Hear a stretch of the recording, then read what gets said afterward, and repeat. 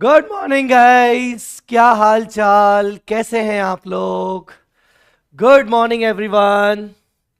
I hope आप सब बढ़िया होंगे, मस्त, एकदम शानदार, मजे में। तो जो जो बच्चे अभी अवेलेबल हैं लाइव, सबको गुड मॉर्निंग।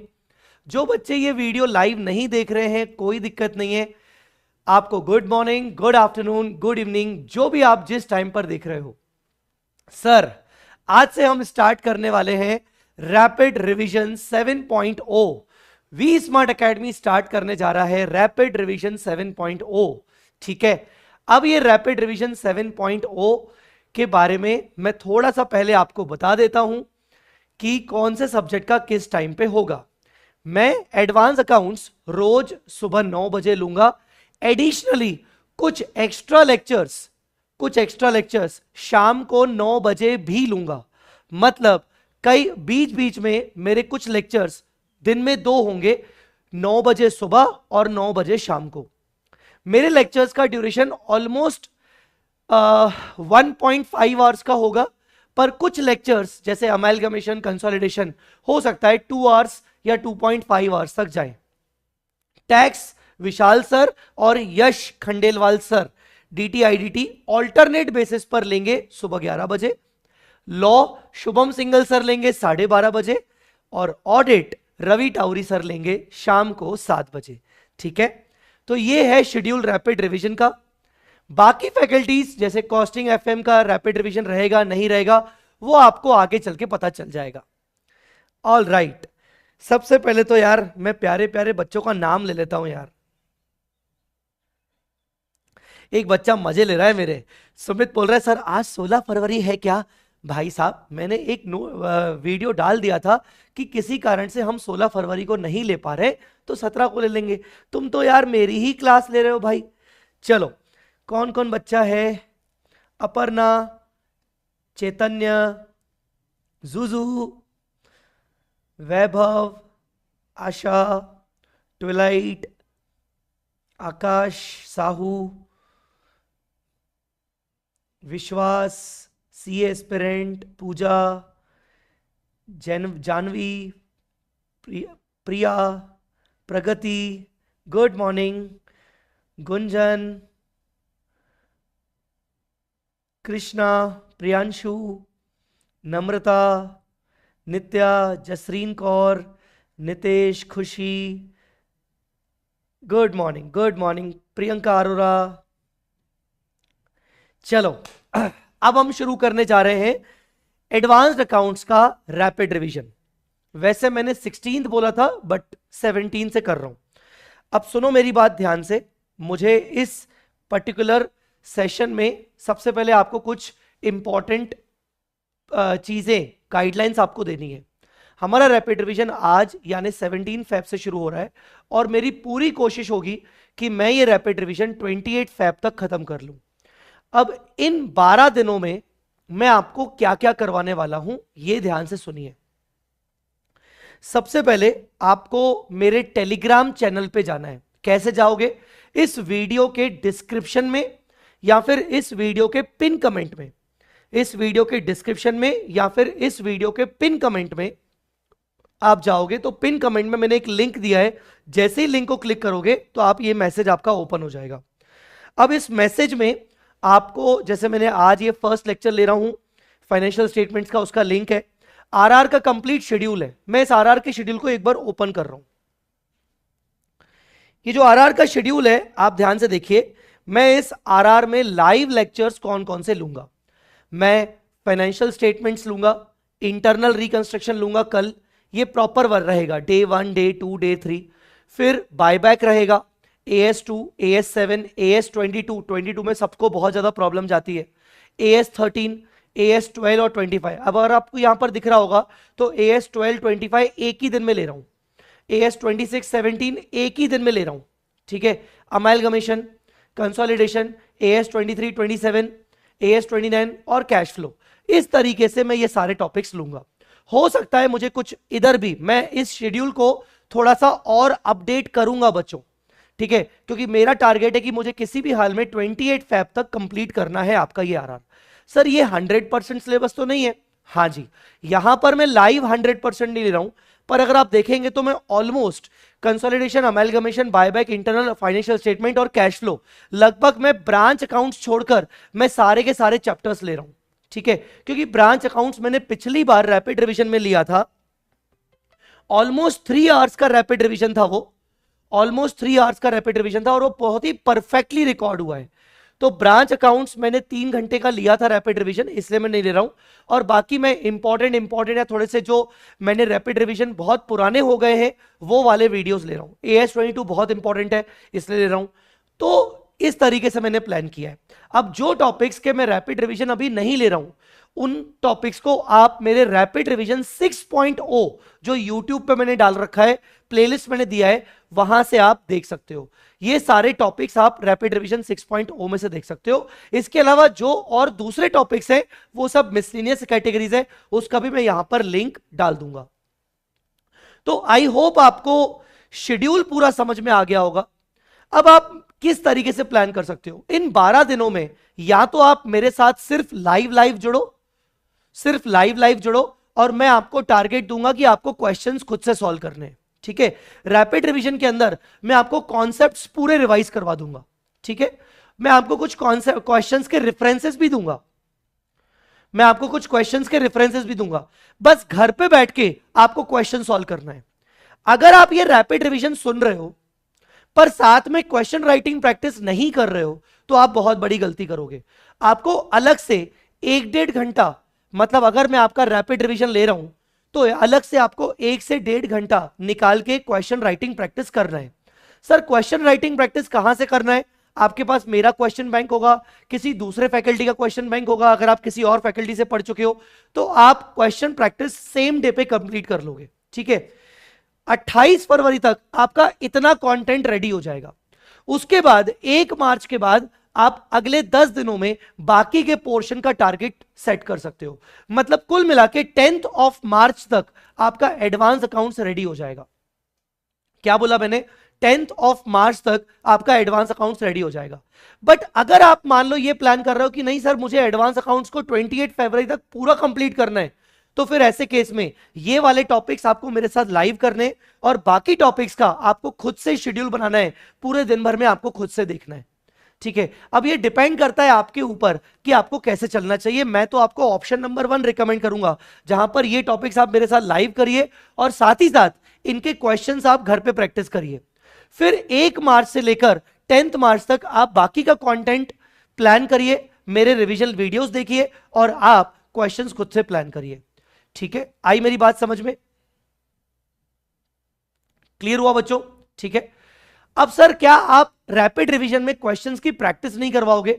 मैं रैपिड रिवीजन के अंदर मेरा पूरा कंसंट्रेशन रहेगा कि मैं आपको सारे के सारे कॉन्सेप्ट्स बहुत अच्छे से डिटेल में करवा लूं, ठीक है। सर क्वेश्चंस नहीं करवाओगे? क्वेश्चंस का मैं सिर्फ रेफरेंस दूंगा, जहां जहां मुझे इंपॉर्टेंट क्वेश्चंस का रेफरेंस लेना होगा या जो जो क्वेश्चंस मैंने अपने समरी नोट्स में डाल रखे होंगे मैं उन क्वेश्चंस को रेफर करूंगा। पर डिटेल में क्वेश्चन राइटिंग प्रैक्टिस मैं आपको ना करवा के मैं आपको दूंगा मस्ट डू क्वेश्चंस की न्यू लिस्ट, जो कि आपको विद इन 2 डेज मिल जाएगी। मस्ट डू क्वेश्चंस की न्यू लिस्ट जो मैं आपको विद इन 2 डेज प्रोवाइड कर दूंगा, या हो सकता है आधी लिस्ट तो मैं शायद आज ही टेलीग्राम पे डाल दूं, ठीक है। और ये मस्ट डू क्वेश्चंस आपको खुद से सॉल्व करने हैं। अगर खुद से आपके मस्ट डू क्वेश्चन सॉल्व नहीं हो रहे तो जब रिजल्ट आएगा मार्च में, जब रिजल्ट आएगा तो रिजल्ट के बाद मैं प्रैक्टिस बैच लेके आऊंगा, तो वो प्रैक्टिस बैच के अंदर अपन मिलके सारे क्वेश्चंस की प्रैक्टिस करेंगे। ऑलमोस्ट 120-130 क्वेश्चंस की प्रॉपर प्रैक्टिस करेंगे प्रैक्टिस बैच के अंदर। प्रैक्टिस बैच की बातें मैं आपको बाद में बताऊंगा, अभी मैं बात कर रहा हूं रैपिड रिवीजन की। ठीक है, क्लियर हो गया? तो कवरेज हमारा पूरा रैपिड रिवीजन में सारे कॉन्सेप्ट्स का होने वाला है। ऑलमोस्ट मैं, आप ये ले सकते हो 60 से 65% मैं लाइव ले रहा हूं, और बाकी ऑलमोस्ट 35% मैं आपको रैपिड रिवीजन 6.0 बोल रहा हूं। ठीक है, इसके अलावा नोट्स। अब बात करते हैं सर ये नोट्स कहां से होंगे। सर मैं आपको रैपिड रिवीजन रिवाइज कहां से करवाऊंगा, तो मैक्सिमम रिवीजन अपना हैंड रिटन समरी नोट से होगा। सर ये हैंड रिटन समरी नोट्स हमें कहां से मिलेंगे, तो हैंड रिटन समरी नोट्स जो है वो आपको वी स्मार्ट अकेडमी ऑफिशियल जो ये ऐप है इस पे मिलेंगे। V smart Academy official app पे आप जाओगे, आप इस ऐप को डाउनलोड करोगे, बहुत सारे बच्चों के पास ये ऐप होगा। ठीक है sir, if someone is not your student can watch your RR, 100% yes.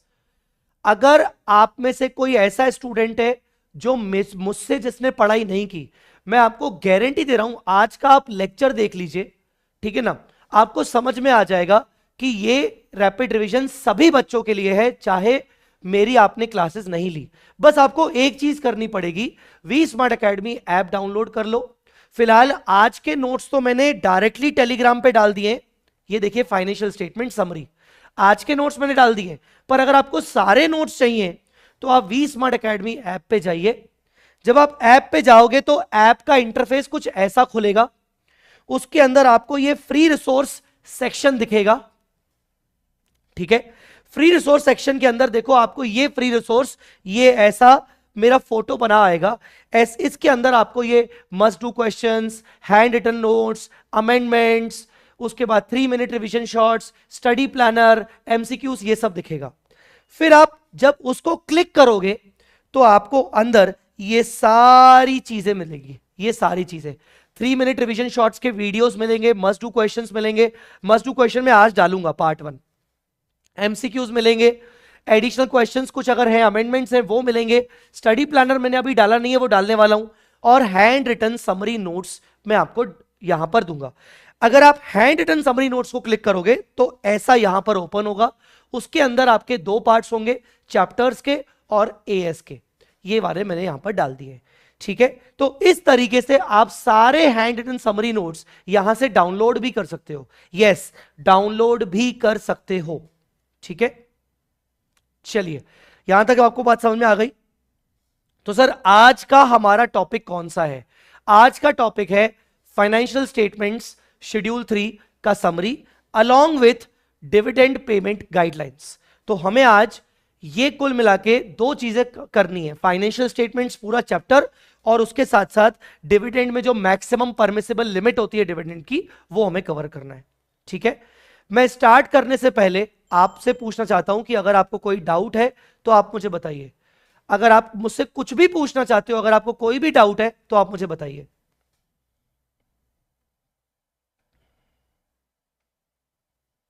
Sir amendments भी हैं क्या? अमेंडमेंट 1 पेज अमेंडमेंट है, आपको समझ में आ जाएगा जब आप डाउनलोड करोगे।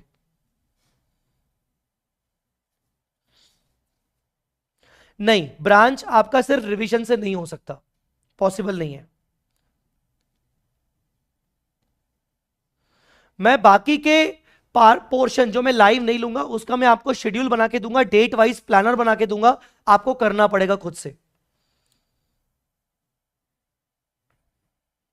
सर आरआर के बाद क्या क्या लाइव होगा? आरआर के बाद वो प्रैक्टिस बैच जो होगा वो प्रॉपर एक बैच रहेगा, वो एक लाइव बैच रहेगा। ठीक है, चलिए sir must do question sufficient है? Yes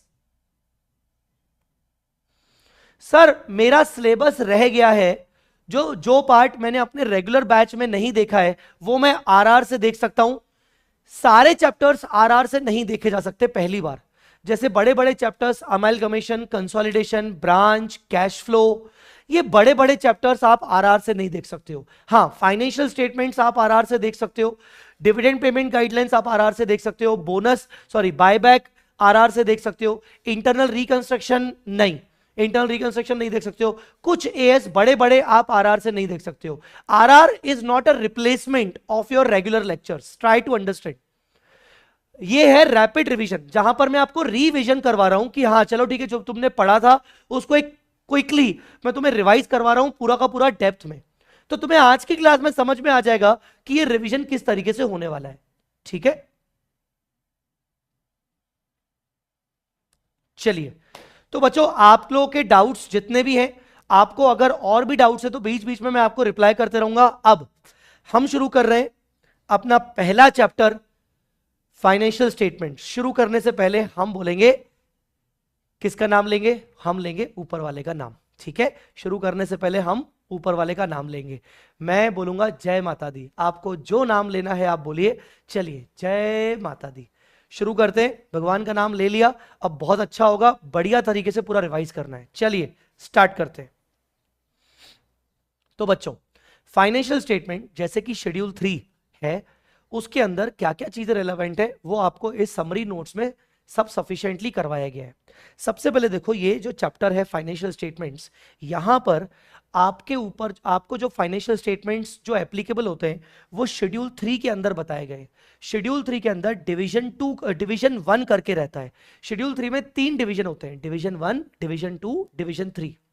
division 1, division 2, division 3। ठीक है, तो आपके ऊपर डिवीजन 1 एप्लीकेबल होता है, मतलब डिवीजन 1 में भी फॉर्मेट है, डिवीजन 2 में भी फॉर्मेट है, डिवीजन 3 में भी फॉर्मेट है, पर डिवीजन 1 वाला जो फॉर्मेट है वो अपने सीए इंटर में एप्लीकेबल है। डिवीजन 1 वाला जो फॉर्मेट होता है वो उन कंपनीज के ऊपर एप्लीकेबल होता है जो कंपनीज अकाउंटिंग स्टैंडर्ड्स फॉलो करती हैं। डिवीजन 2 उनके ऊपर रहता है जो कंपनीज इंड एएस फॉलो करती है। तो आपके ऊपर डिवीजन 1 रहता है। ठीक है, डिवीजन 1 जो कंपनीज एज पर एएस अपने फाइनेंशियल स्टेटमेंट्स बनाती हैं। अच्छा, सबसे पहले अब इसमें बात करेंगे कि क्या फाइनेंशियल स्टेटमेंट्स बनाते वक्त हम फिगर्स को राउंड ऑफ कर सकते हैं, rupees in lakhs, rupees in thousands, rupees in millions में लिख सकते हैं क्या? The answer is yes. Schedule 3 में प्रॉपर राउंडिंग ऑफ के रूल्स हैं, और ये रूल्स टर्नओवर के ऊपर डिपेंड करते हैं। किसके ऊपर डिपेंड करते हैं? टर्नओवर के ऊपर डिपेंड करते हैं। बच्चों वीडियो को प्लीज लाइक कर दीजिएगा। बहुत मेहनत से ये रैपिड रिवीजन क्यों मैंने प्लान किया है, बहुत मेहनत से ये नोट्स बनाए हैं, तो प्लीज आप सबसे रिक्वेस्ट है, भले आप ये लेक्चर रिकॉर्डेड मोड में देख रहे हैं, प्लीज एक लाइक आप कर लीजिए, क्योंकि लाइक करने से आपको कुछ जाने वाला नहीं है। चलिए अब बात करते हैं कि टर्नओवर, ये जो राउंडिंग ऑफ रूल्स है बेटा, ये कुछ ना कोई ये वाली सारी बातें एमसीक्यू में रेलेवेंट होती है। टर्नओवर अगर किसी कंपनी का लेस देन 100 करोड़ है, लेस देन 100 करोड़, तो नियरेस्ट हंड्रेड्स, थाउजेंड्स, लैक्स और millions. Hundreds, rupees in hundreds मतलब 2 जीरो, थाउजेंड्स 3 जीरो, लैक्स मतलब 5 जीरो, या मिलियंस मतलब मिलियन मतलब 10 लाख। तो आप लेस देन 100 करोड़ अगर आपका टर्नओवर है तो आप इतना राउंडिंग ऑफ ऐसा अपनी चॉइस से कर सकते हो। पर अगर आपका टर्नओवर 100 करोड़ टच हो गया या उससे ज्यादा है तो आप rounding off either rupees in lakhs में करोगे, या मिलियंस में करोगे, या क्रोर्स में करोगे। तो जो क्रोर्स है वो ऊपर नहीं था, ठीक है, और नीचे आपका 100 और 1000 नहीं है। अब सर ये as versus end AS based financial statements में क्या फर्क है? हम जब फाइनेंशियल स्टेटमेंट्स बनाते हैं तो एएस के हिसाब से भी बना सकते हैं डिवीजन 1 में, या इंड एएस के हिसाब से बना सकते हैं डिवीजन 2 में। दोनों में फर्क क्या है? As based financial statements division 1 के अंदर आते हैं, डिवीजन ये रहा, as based financial statements division 1 के अंदर आते हैं, शेड्यूल 3 के डिवीजन 1 में, और Ind AS based financial statements division 2 में आते हैं। अब ये जो एएस बेस्ड फाइनेंशियल स्टेटमेंट्स हैं applicable to all unlisted companies having net worth of less than 250 crore and companies listed in SME exchange. मतलब एएस बेस्ड फाइनेंशियल स्टेटमेंट सारी अनलिस्टेड कंपनीज के ऊपर एप्लीकेबल होता है जिनकी नेटवर्थ 250 करोड़ से कम है, जिनकी नेटवर्थ 250 करोड़ से कम है, और ऐसी कंपनीज जो लिस्टेड है but SME small and medium enterprises के एक्सचेंज में लिस्टेड है, एसएमई एक्सचेंज में लिस्टेड है। ठीक है, तो उनके ऊपर क्या लगता है, एएस लगता है। पर जो इंड एएस है वो सारे के सारे लिस्टेड कंपनीज के ऊपर लगता है, एक्सेप्ट जो कंपनीज एसएमई एक्सचेंज में लिस्टेड है उनको छोड़कर, और सारी की सारी अनलिस्टेड कंपनीज के ऊपर लगता है, सारी की सारी अनलिस्टेड कंपनीज के ऊपर लगता है जिनकी नेटवर्थ मिनिमम 250 करोड़ हो रही है या उससे ज्यादा है। तो आपको एक क्लियर कट आइडिया लग गया कि एएस बेस्ड फाइनेंशियल स्टेटमेंट्स कौन सी कंपनी बनाती है।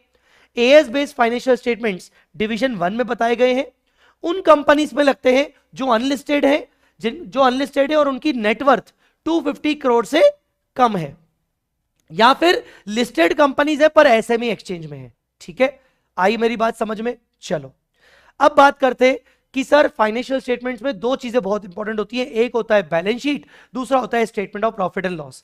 तीसरा तो कैश फ्लो अपन अलग से करेंगे, और नोट्स टू अकाउंट्स तो हम साथ साथ इसके फाइनेंशियल स्टेटमेंट्स में बनाते हैं।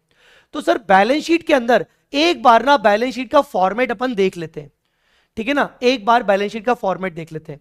सबसे पहले आता है इक्विटी लायबिलिटीज। इक्विटी लायबिलिटीज में कितने हेड होते हैं? Share holder fund, share application, non current liability, current liability, मतलब 4 मेन हेड्स होते हैं और उसके अंदर सारे सब हेड्स होते हैं। सबसे पहले share holder fund, share capital, मैं सिर्फ बोलता जा रहा हूं, एक बार आपका रिवाइज हो जाएगा। शेयर कैपिटल में क्या, शेयर होल्डर फंड में क्या आता है? शेयर कैपिटल, दोनों टाइप का शेयर कैपिटल आएगा, equity preference. Reserves and surplus, सारे दुनिया भर के रिजर्व्स एंड सरप्लस आ जाएंगे। Money received against share warrant, अगर क्वेश्चन में दिया है तो आएगा, नहीं दिया है तो आप इसको नहीं लिखोगे। दूसरा head share application money pending allotment, याद रखना पेंडिंग अलॉटमेंट। अगर शेयर एप्लीकेशन मनी रिफंडेबल है तो वो करंट लायबिलिटी में जाएगा, अदर करंट लायबिलिटी में। फिर नॉन करंट लायबिलिटी में क्या क्या आएगा?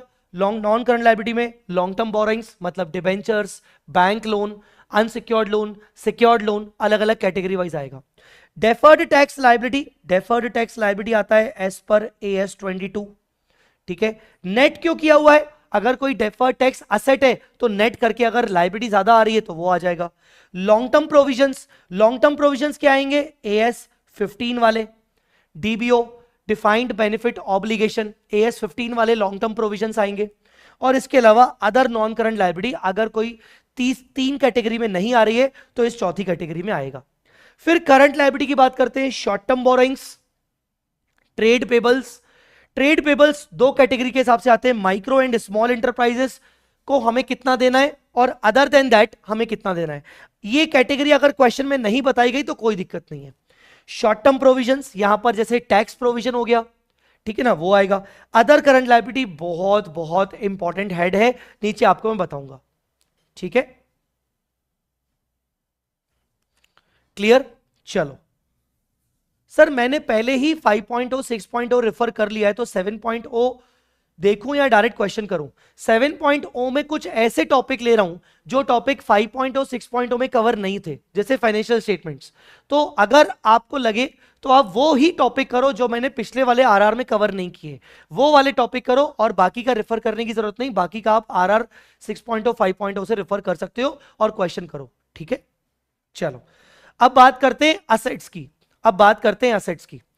असेट्स में पीपीई, असेट्स में नॉन करंट असेट्स आपका आ गया, पीपीई अलग से, इंटेंजिबल असेट अलग से, कैपिटल वर्क इन प्रोग्रेस मतलब बिल्डिंग अंडर कंस्ट्रक्शन अलग से, intangible asset under development, software under development अलग से। फिर नॉन करंट इन्वेस्टमेंट्स आप जानते ही होंगे AS 13। Deferred tax asset net आप जानते ही होंगे, अभी मैंने बोला AS 22, ठीक है। उसके बाद long term loans and advances और other non current assets. Current assets की बात करें तो current investments again AS 13, inventories AS 2, trade receivables, trade receivable में आके डेटर्स भी आएंगे और बिल रिसीवेबल्स भी आएंगे, ठीक है। Cash and cash equivalents, short term loans and advances, other current assets. तो ये हो गया आपका बैलेंस शीट का फॉर्मेट। लास्ट में पेपर वाले दिन आप ये बैलेंस शीट का फॉर्मेट एक बार देख के जाना, ठीक है, इसी समरी नोट से ही देख के जाना। अब बात करते हैं statement of profit and loss. Statement of profit and loss को पार्ट 2 बोलते हैं, बैलेंस शीट को पार्ट 1 बोलते हैं, ठीक है। प्रीवियस ईयर के फिगर्स अगर क्वेश्चन में नहीं दिए तो आपको कॉलम बनाने की जरूरत नहीं है, ठीक है। अब पी एंड एल में क्या क्या आएगा? पी एंड एल में सबसे पहले इनकम्स, इनकम्स में दो टाइप की इनकम्स, कौन सी? Revenue from operation, revenue from operation जिसमें मेन जो ऑपरेशन का रेवेन्यू आता है as per AS 9, revenue from operation as per AS 9, जैसे सेल्स, रिसीट फ्रॉम सर्विसेज, जो भी सर्विसेज हमने दी, मैं आपको टीचिंग सर्विस दे रहा हूं, मुझे अगर कोई फीस मिल रही है तो मैं अपने रेवेन्यू फ्रॉम ऑपरेशन में दिखाऊंगा। और अदर इनकम्स, अदर इनकम्स, ठीक है ना? और क्या आएगा? अदर इनकम्स, ठीक है। अब अदर इनकम्स जो डायरेक्ट बिजनेस के नेचर की इनकम्स नहीं है, इनडायरेक्ट इनकम्स है। अब एक्सपेंस में कितने हेड आएंगे? देखो कैसे याद रखना है, इनकम में 2 तो एक्सपेंस में 7, ऐसे ये पंजा सामने लेके आओ। इनकम कितनी है? 2 तो एक्सपेंस हो जाएंगी 7। 7 कैसे? कौन कौन सी? सबसे पहले कॉस्ट ऑफ मटेरियल कंज्यूम्ड, यहां पर बेटा रॉ मटेरियल आएगा। कॉस्ट ऑफ मटेरियल कंज्यूम किसका आएगा? Raw material. अब ये तभी आएगा जब मैन्युफैक्चरिंग कंपनी है, तो क्या क्या आएगा? कॉस्ट ऑफ मटेरियल कंज्यूम में क्या आएगा? Opening raw material plus raw material purchase minus closing raw material, मतलब ओपनिंग स्टॉक और क्लोजिंग स्टॉक रॉ मटेरियल का यहीं पर एडजस्ट हो जाएगा। तो cost of material consume short में COMC के अंदर opening plus purchase minus closing raw material आ जाएगा। अब नेक्स्ट आएगा purchase of stock in trade. Stock in trade बेटा रॉ मटेरियल नहीं, stock in trade. Stock in trade मतलब मैं गुड्स परचेज करके डायरेक्टली बेचूंगा, मैं उनको मैन्युफैक्चरिंग नहीं करूंगा, तो purchase of stock in trade, ठीक है। फिर तीसरा head changes in inventory of WIP finish goods stock in trade, यहां पर रॉ मटेरियल नहीं है, क्यों? क्योंकि रॉ मटेरियल तो ऊपर ही हो गया ना, रॉ मटेरियल तो ऊपर ही हो गया। तो यहां पर चेंजेस इन इन्वेंट्री मतलब, चेंजेस इन इन्वेंट्री मतलब closing stock minus opening stock, closing और ओपनिंग का डिफरेंस, क्लोजिंग और ओपनिंग का डिफरेंस, ठीक है। क्लोजिंग और ओपनिंग का डिफरेंस किसका किसका? WIP में ओपनिंग क्लोजिंग का डिफरेंस, फिनिश गुड्स का ओपनिंग क्लोजिंग का difference, SIT stock in trade का ओपनिंग क्लोजिंग का डिफरेंस। अगर मैं आपको बोलूं कि क्लोजिंग 50,000 है और ओपनिंग 40,000 है, तो इसका मतलब क्लोजिंग ज्यादा है, तो मैं यहां पर 10,000 नेगेटिव लिखूंगा, नेगेटिव एक्सपेंस, क्योंकि क्लोजिंग ज्यादा है ना, मतलब इनकम हुआ, तो इनकम को मैं एक्सपेंस कॉलम में लिख रहा हूं, मतलब वो नेगेटिव एक्सपेंस हो गया, ठीक है। पर अगर ओपनिंग स्टॉक 50 है और क्लोजिंग स्टॉक 40 है, तो यहां पर 10 पॉजिटिव आएगा, क्योंकि वो एक्सपेंस माना जाएगा, ठीक है। बच्चों सबको समझ में आ रहा है? प्लीज जल्दी मुझे बताइए, सबको समझ में आ रहा है? जल्दी मुझे बताओ सबको समझ में आ रहा है कि नहीं। एक बार बीच बीच में अपन ना एक दूसरे से बात करते हुए चलेंगे। मैं ये रैपिड रिवीजन बिल्कुल एक बिल्कुल ये मान लो कि ऐसा नहीं है कि रैपिड रिवीजन ले रहा हूं तो बस फॉर्मेलिटी के लिए ले रहा हूं। रैपिड रिवीजन में हम सारी बातें डिटेल में क्लियर करेंगे। ये एक मैराथन रिवीजन नहीं है, लेट मी क्लियर यू, ये एक मैराथन रिवीजन नहीं है। मैराथन रिवीजन बहुत ज्यादा फास्ट रहता है, रैपिड रिवीजन स्लो रहेगा, डिटेल में रहेगा, बढ़िया तरीके से कुक करेंगे, अच्छा अच्छी चीजें अपन अच्छे तरीके से कुक करेंगे, ठीक है। चलो, तो चेंजेस इन इन्वेंट्री, अब मेरी बात ध्यान से सुनिए। अगर आप परचेजेस को और चेंजेस इन इन्वेंट्री को दोनों को एक साथ करके देखोगे तो उसका मतलब होता है COGS, या उसका दूसरा नाम होता है adjusted purchase.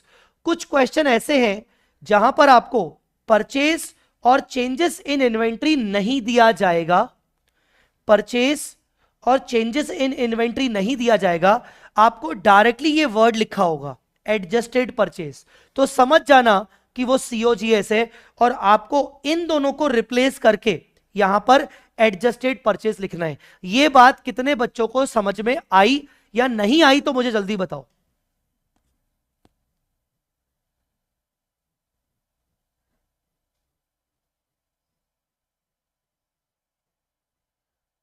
Sir question bank के इंपॉर्टेंट क्वेश्चंस बताओगे क्या? यस, क्वेश्चन बैंक के इंपॉर्टेंट क्वेश्चंस बताऊंगा, यस।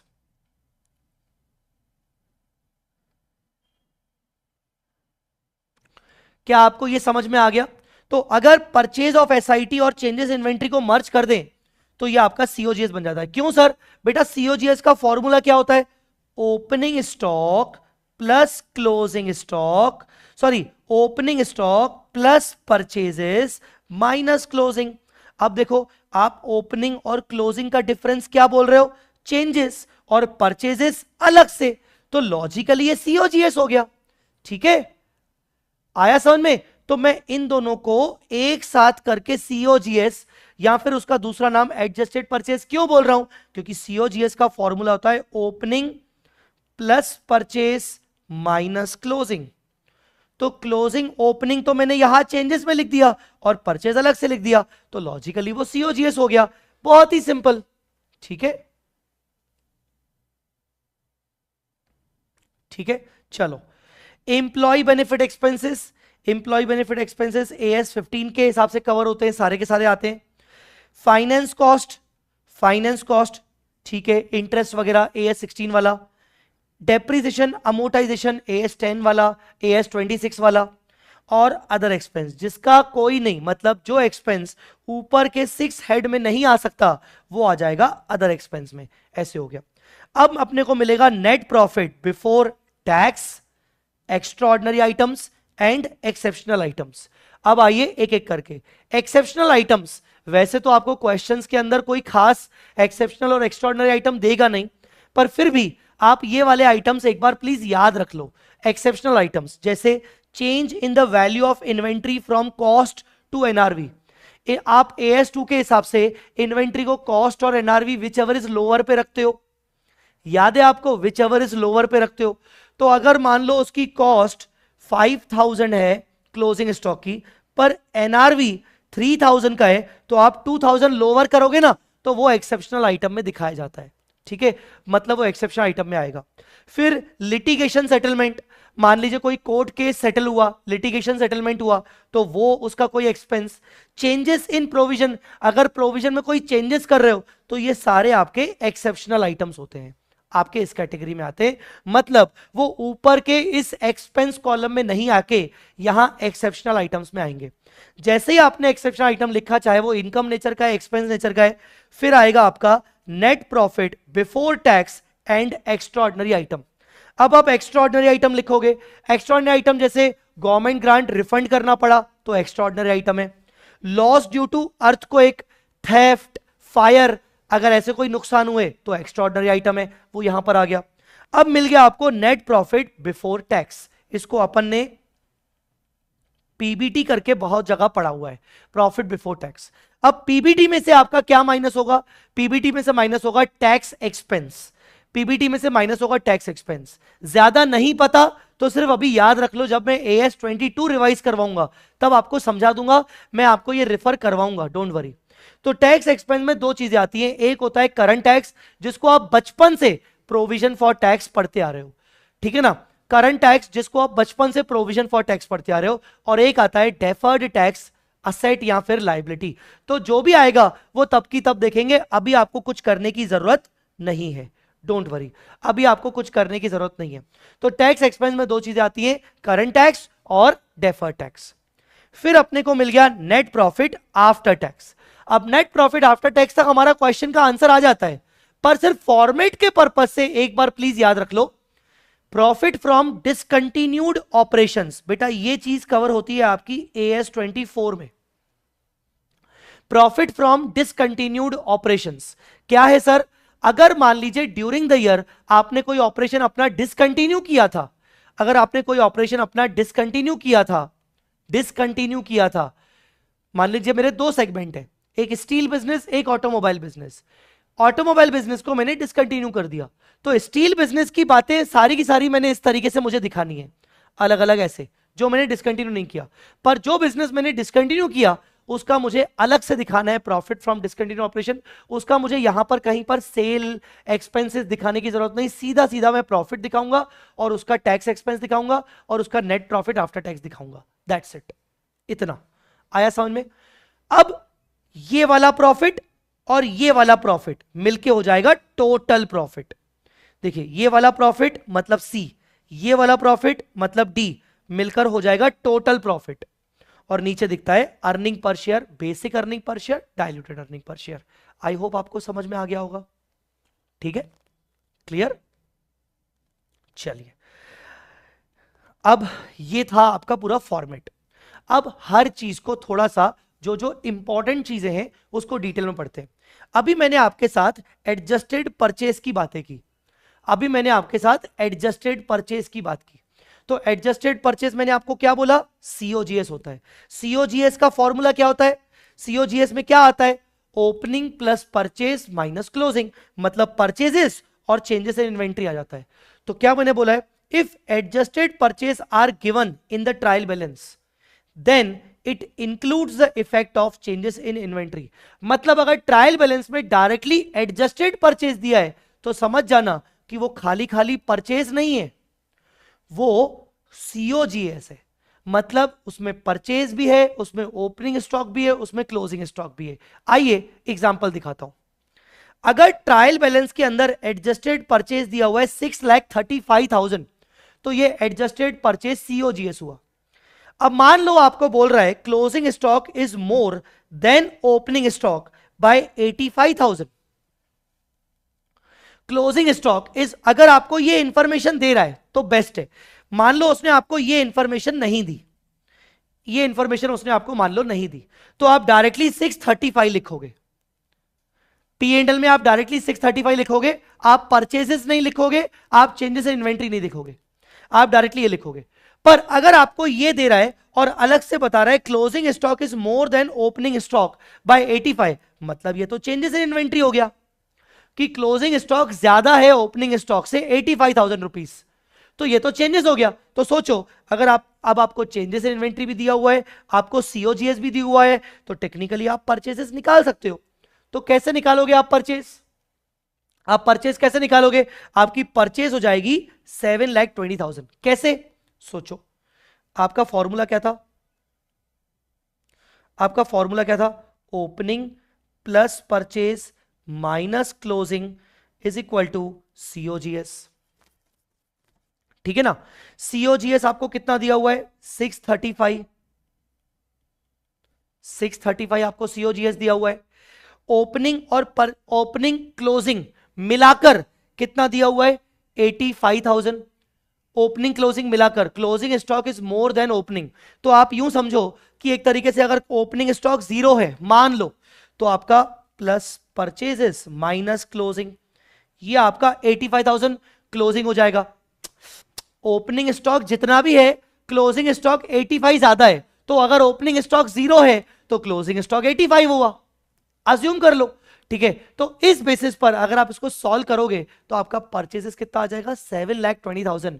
आप पी एंड एल में परचेजेस अलग से दिखाओगे 720 और चेंजेस इन इन्वेंट्री सेपरेटली अलग से दिखाओगे 85,000 नेगेटिव। चेंजेस इन्वेंट्री सेपरेटली दिखाओगे। क्या आपको ये पोर्शन समझ में आया? पर अगर आपको क्वेश्चन में ये नहीं दिया है, बस इतना दिया है, तो आप ऐसे नहीं दिखा सकते, आप डायरेक्टली पी एंड एल में 635 दिखाओगे, 635। वैसे भी आप देखो इन दोनों का नेट इफेक्ट 635 ही आ रहा है। आपको मेरी बात समझ में आ गई? बोलिए, आपको मेरी बात समझ में आ गई? हेलो सर, एक्सपेंस का सीक्वेंस फॉलो करना जरूरी है क्या, आगे पीछे चलेगा? नहीं, एक्सपेंस जो ये 7 आइटम्स हैं इनका सीक्वेंस आपको फॉलो करना पड़ेगा, इन 7 आइटम्स का सीक्वेंस फॉलो करना पड़ेगा।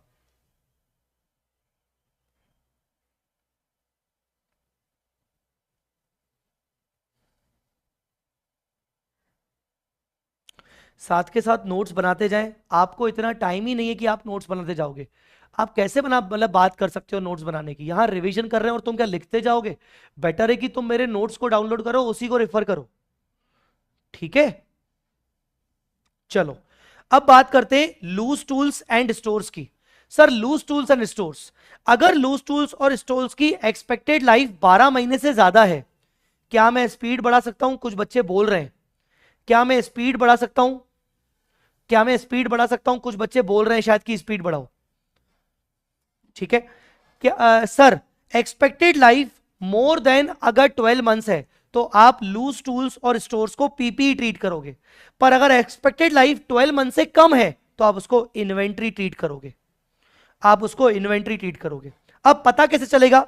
If depreciation rate on loose tool is not given then it is inventory. अब सोचो, अगर लूज टूल क्वेश्चन में दिया हुआ है और डेप्रिसिएशन रेट नहीं दिया है, मतलब आप उसको पीपी नहीं मान सकते हो, आप उसको इन्वेंट्री मानोगे, क्लोजिंग स्टॉक मानोगे। क्या मानोगे? Closing stock. आप उसको क्लोजिंग स्टॉक मानोगे। अब बात करते हैं प्रिलिमिनरी एक्सपेंस। अगर क्वेश्चन में आपको प्रिलिमिनरी एक्सपेंस दिया जाए तो आप उसको अदर एक्सपेंसेस के कॉलम में लिखोगे। कहां लिखोगे? अदर एक्सपेंसेस के कॉलम में। कंज्यूमेबल्स करके दिया जाए तो उसको अदर एक्सपेंसेस में लिखोगे। Other expense. अब इसके पीछे कोई लॉजिक नहीं है, प्लीज आगे बढ़ने दीजिए मुझे और आप एक्सेप्ट करते जाइए, ठीक है? तो preliminary expense, other expense, consumable, other expense. चलो, अब ये बहुत ज्यादा इंपॉर्टेंट पॉइंट डिस्कस कर रहा हूं, क्वेश्चन भी रेफर करूंगा इसके लिए। Equity dividend. इक्विटी डिविडेंड, पहले ना यार कुछ बातें ना पहले समझ लो, कुछ ना बेवकूफी के क्वेश्चंस मत पूछो। सर बैलेंस शीट के फॉर्मेट में हम आगे पीछे फॉर्मेट में लिख सकते हैं? नहीं। बैलेंस शीट का जो फॉर्मेट प्रेस्क्राइब्ड है और पीएनएल का जो फॉर्मेट प्रेस्क्राइब्ड है उसके अंदर आपको सीक्वेंस मेंटेन करना पड़ेगा, बात खत्म। ठीक है ना? इस बात को एक्सेप्ट कर लो कि आपको आगे पीछे आप नहीं कर सकते हो, आपको सीक्वेंस मेंटेन करना पड़ेगा। ठीक है? चलो, अब बात करते हैं इक्विटी डिविडेंड की। तो इक्विटी डिविडेंड, बेटा अगर डिविडेंड 31 मार्च को डिक्लेयर हुआ है, इक्विटी डिविडेंड अगर 31 मार्च को डिक्लेयर हुआ है, मतलब ईयर एंड पे डिक्लेयर हुआ है, तो आप इक्विटी डिविडेंड को एक्चुअल लायबिलिटी मानोगे। आप इक्विटी डिविडेंड को एक्चुअल लायबिलिटी मानोगे बैलेंस शीट डेट पर, और उसका एंट्री का इफेक्ट आपको देना पड़ेगा। पीएनएल अकाउंट डेबिट मतलब रिजर्व्स एंड सरप्लस में जाके माइनस करना पड़ेगा। टू डिविडेंड पेबल आपको अदर करंट लायबिलिटी में जाके ऐड करना पड़ेगा। तो अगर डिविडेंड ईयर एंड पे डिक्लेयर हुआ है, dividend declared on 31 March, year and पे डिक्लेयर हुआ है, तो आप ये इफेक्ट दोगे। एक तो रिजर्व्स एंड सरप्लस में माइनस हो जाएगा और दूसरा dividend payable other current liability में दिखेगा। पर अगर dividend after the year and, year and होने के बाद डिक्लेयर हुआ है, जो कि जनरली ऐसा ही होता है रियल लाइफ में, ईयर एंड के बाद डिक्लेयर हुआ है, जनरली एजीएम में डिक्लेयर होता है, तो आप डिविडेंड को कॉन्टिंजेंट लायबिलिटी मानोगे। क्या मानोगे? Contingent liability. और कॉन्टिंजेंट लायबिलिटी सिर्फ डिस्क्लोज की जाती है, उसकी कोई एडजस्टमेंट एंट्री पास नहीं होती। ठीक है? अब पता कैसे चलेगा कि डिविडेंड बैलेंस शीट डेट पे डिक्लेयर हुआ है या फिर बैलेंस शीट डेट के बाद डिक्लेयर हुआ है? या तो डेट दी गई होगी या तो सिर्फ बोला गया होगा डिविडेंड इज डिक्लेयर्ड। अगर सिर्फ कहा गया है डिविडेंड इज डिक्लेयर्ड, डेट नहीं बताई गई, तो आप ये वाली सिचुएशन मानोगे।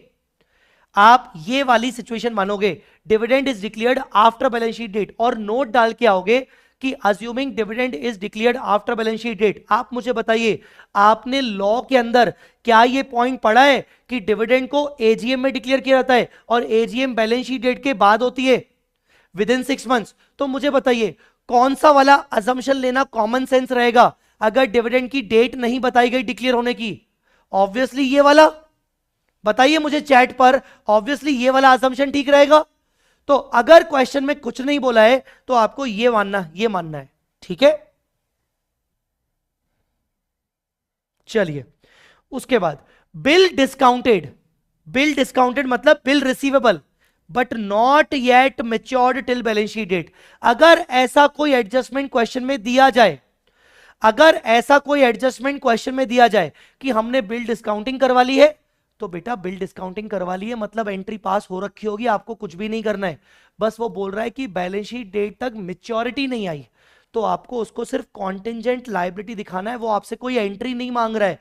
बिल डिस्काउंटेड मतलब एंट्री हो चुकी होगी बिल डिस्काउंटिंग की, डेटर्स को क्रेडिट कर लिया, सॉरी बिल रिसीवेबल को क्रेडिट कर लिया होगा, बैंक में पैसा आ गया होगा, डिस्काउंट बुक हो गया होगा।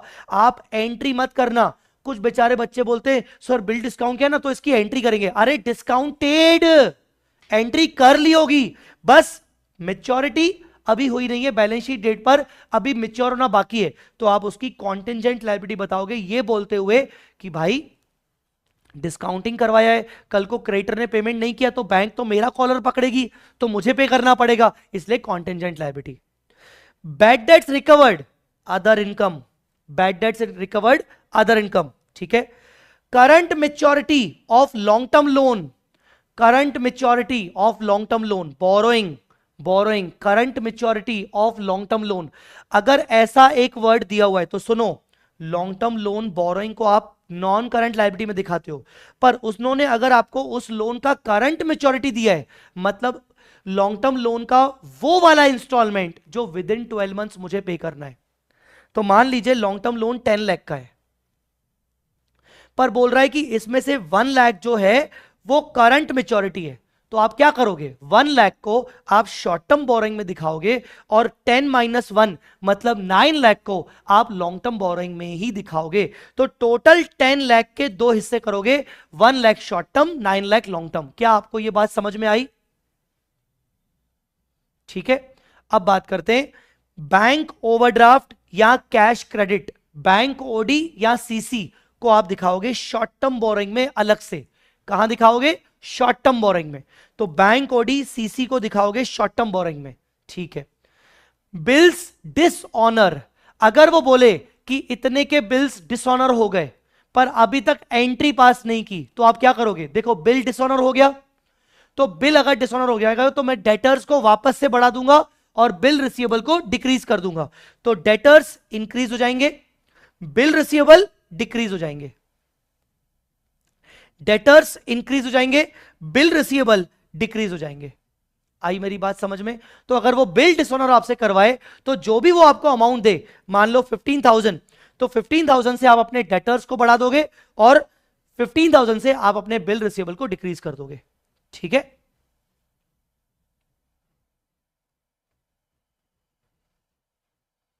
ठीक है, अगर आपके कोई ऐसे कोई डाउट है जो मैंने पॉइंट्स अभी तक कवर नहीं की, जैसे एक बच्चा प्रोविजन फॉर बैड डेट पूछ रहा है, तो पहले आप मुझे पूरा कंप्लीट करने दो, लास्ट में मैं आपके पॉइंट्स ले लूंगा, ठीक है। चलिए अब बात करते हैं प्रेफरेंस डिविडेंड की। कई बार क्वेश्चन के अंदर मैं ना एक काम करता हूं, मैं पहले क्वेश्चन बैंक निकाल लेता हूं, मैं क्वेश्चन बैंक निकाल लेता हूं। कई बार क्वेश्चन के अंदर क्या होता है, प्रेफरेंस शेयर कैपिटल का परसेंटेज दिया होता है, ये देखो 6% प्रेफरेंस शेयर्स परसेंटेज दिया होता है, ठीक है। तो क्वेश्चन के अंदर अगर प्रेफरेंस डिविडेंड में percentage of preference share capital is given in the question, then record preference dividend only if equity dividend is declared on balance sheet date. क्या प्रेफरेंस डिविडेंड का परसेंटेज दिया हुआ है तो क्या मुझे प्रेफरेंस डिविडेंड को रिकॉर्ड करना पड़ेगा? मतलब मुझे प्रेफरेंस डिविडेंड को भी दिखाना पड़ेगा सिर्फ और सिर्फ तब जब आप इक्विटी डिविडेंड को भी दिखा रहे हो। अब आप इक्विटी डिविडेंड को कब दिखाते हो? जब आपका equity dividend balance sheet date पर डिक्लेयर होता है। तो देखो जैसे इस क्वेश्चन में 6% प्रेफरेंस शेयर्स है, इस क्वेश्चन में इक्विटी भी है। अब अपन नीचे चलते हैं, यहां पर नीचे पूरे क्वेश्चन को देख लीजिए, यहां पर क्या बोल रहा है, the director declare a dividend of 8% on equity shares transferring any amount that may be required from general reserve. क्या कोई डेट बताइए? नहीं, डायरेक्टर ने डिविडेंड डिक्लेयर किया 8% का ऑन इक्विटी शेयर्स, तो ये इक्विटी डिविडेंड हुआ, पर क्या डेट बताइए? नहीं। तो इसका मतलब मैं क्या मानूं, ये वाला कि ये वाला? ऑफ कोर्स ये वाला।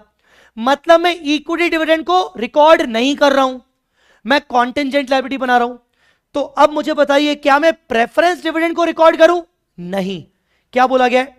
Record preference dividend only if equity dividend is declared on balance sheet date. तो इस क्वेश्चन में मैं प्रेफरेंस डिविडेंड को भी रिकॉर्ड नहीं करूंगा, आईसीएआई का तरीका फॉलो करवा रहा हूं मैं आपसे, मैं आपको आईसीएआई की प्रैक्टिस जो है वो फॉलो करवा रहा हूं। क्या आपको यह पॉइंट समझ में आया?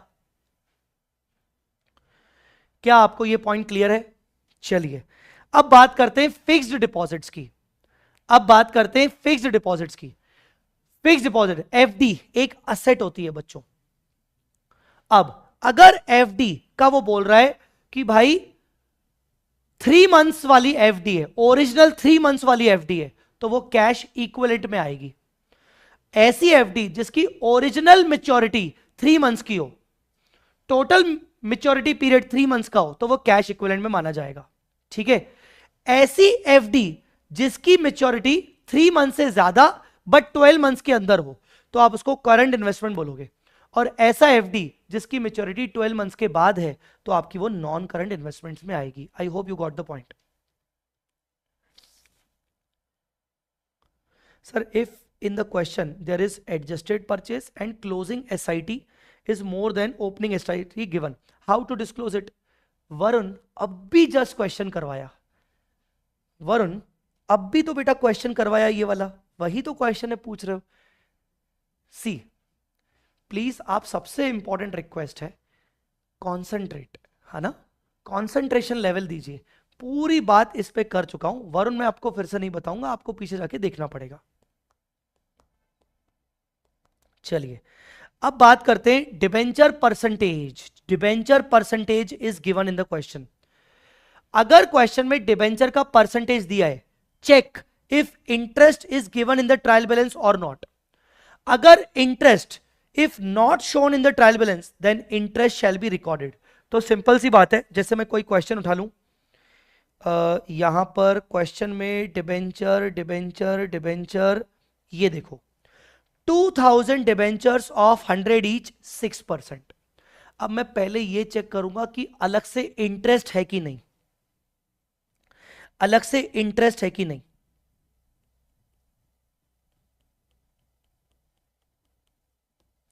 अलग से इंटरेस्ट है कि नहीं, नहीं है, नहीं है, तो मुझे 6% के हिसाब से इन 2000 डिबेंचर्स का इंटरेस्ट कैलकुलेट करना पड़ेगा। तो देखो, मैंने वही बोला है कि क्या ट्रायल बैलेंस में पहले से ही इंटरेस्ट दिख रहा है तो फिर कोई दिक्कत ही नहीं है, पूरे साल भर का मैच हो रहा है, दिख रहा है। पर अगर ट्रायल बैलेंस में इंटरेस्ट नहीं दिख रहा है, तो इसका मतलब आपको वो इंटरेस्ट रिकॉर्ड करना पड़ेगा। Interest shall be recorded. आपको इंटरेस्ट का एक इफेक्ट पीएनएल में फाइनेंस कॉस्ट, और दूसरा effect interest payable OCL other current liability में बुक करना पड़ेगा। बताइए समझ में आया कि नहीं, बताइए समझ में आया कि नहीं, समझ में आया कि नहीं। तो ट्रायल बैलेंस में इंटरेस्ट गिवन है कि नहीं है, ट्रायल बैलेंस में इंटरेस्ट गिवन है कि नहीं है, वो डिपेंड करता है। इंटरेस्ट का परसेंटेज दिया हुआ है, पर अगर इंटरेस्ट पहले से ही गिवन है तो फिर ठीक है। अब मुझे बताइए, यहां पर 6% 2 लाख का कितना बनता है? 2 लाख का 6% कितना बनता है? 2 लाख का 6% मतलब 12,000। मान लीजिए यहां पर सपोज मैं आपको बता रहा हूं इंटरेस्ट दिया होता 6,000, तो क्या करते? इसका मतलब हाफ ईयर का इंटरेस्ट सिर्फ बुक हुआ है, बाकी हाफ ईयर का बुक नहीं हुआ है। मतलब बाकी हाफ ईयर का इफेक्ट ऐसा वाला आपको देना पड़ेगा। 6,000 इंटरेस्ट अलग से आपको ऐड करना पड़ेगा, टोटल मिला के पीएनएल में 12 आएगा। और लाइबिलिटी साइड आपका 6,000 का ओसीएल दिखेगा, ऐसा होता। ठीक है, क्लियर? चलिए, फिर पेमेंट टू डायरेक्टर्स। अगर आप डायरेक्टर को कोई रेम्यूनरेशन पेमेंट कर रहे हो या सिटिंग फीस का पेमेंट कर रहे हो, उसको अदर एक्सपेंस में डालना, उसको आप एम्प्लॉय बेनिफिट एक्सपेंस में नहीं डालना। हाँ हाँ, मैंने ही पहले बताया था पिछली बैचेस में कि वो एम्प्लॉय बेनिफिट एक्सपेंस में जाएगा, बट नहीं, आईसीएआई ऐसा फॉलो नहीं कर रहा है। आईसीआई ऐसा फॉलो कर रहा है कि पेमेंट टू डायरेक्टर जो भी है वो सब अदर एक्सपेंस में। ठीक है, चलो। टेक्निकल नो हाउ क्या होता है? इंटेंजिबल असेट होती है, बस याद रखना। एडवांस गिवन टू डायरेक्टर, अगर कुछ नहीं कहा गया तो short term loan and advance मानना है। अगर कुछ नहीं कहा गया है तो एडवांस गिवन टू डायरेक्टर के बारे में कुछ नहीं कहा गया है तो शॉर्ट टर्म मानोगे। इन्वेस्टमेंट्स के बारे में कुछ नहीं कहा गया है, लॉन्ग टर्म शॉर्ट टर्म, तो लॉन्ग टर्म मानोगे इन्वेस्टमेंट्स के बारे में।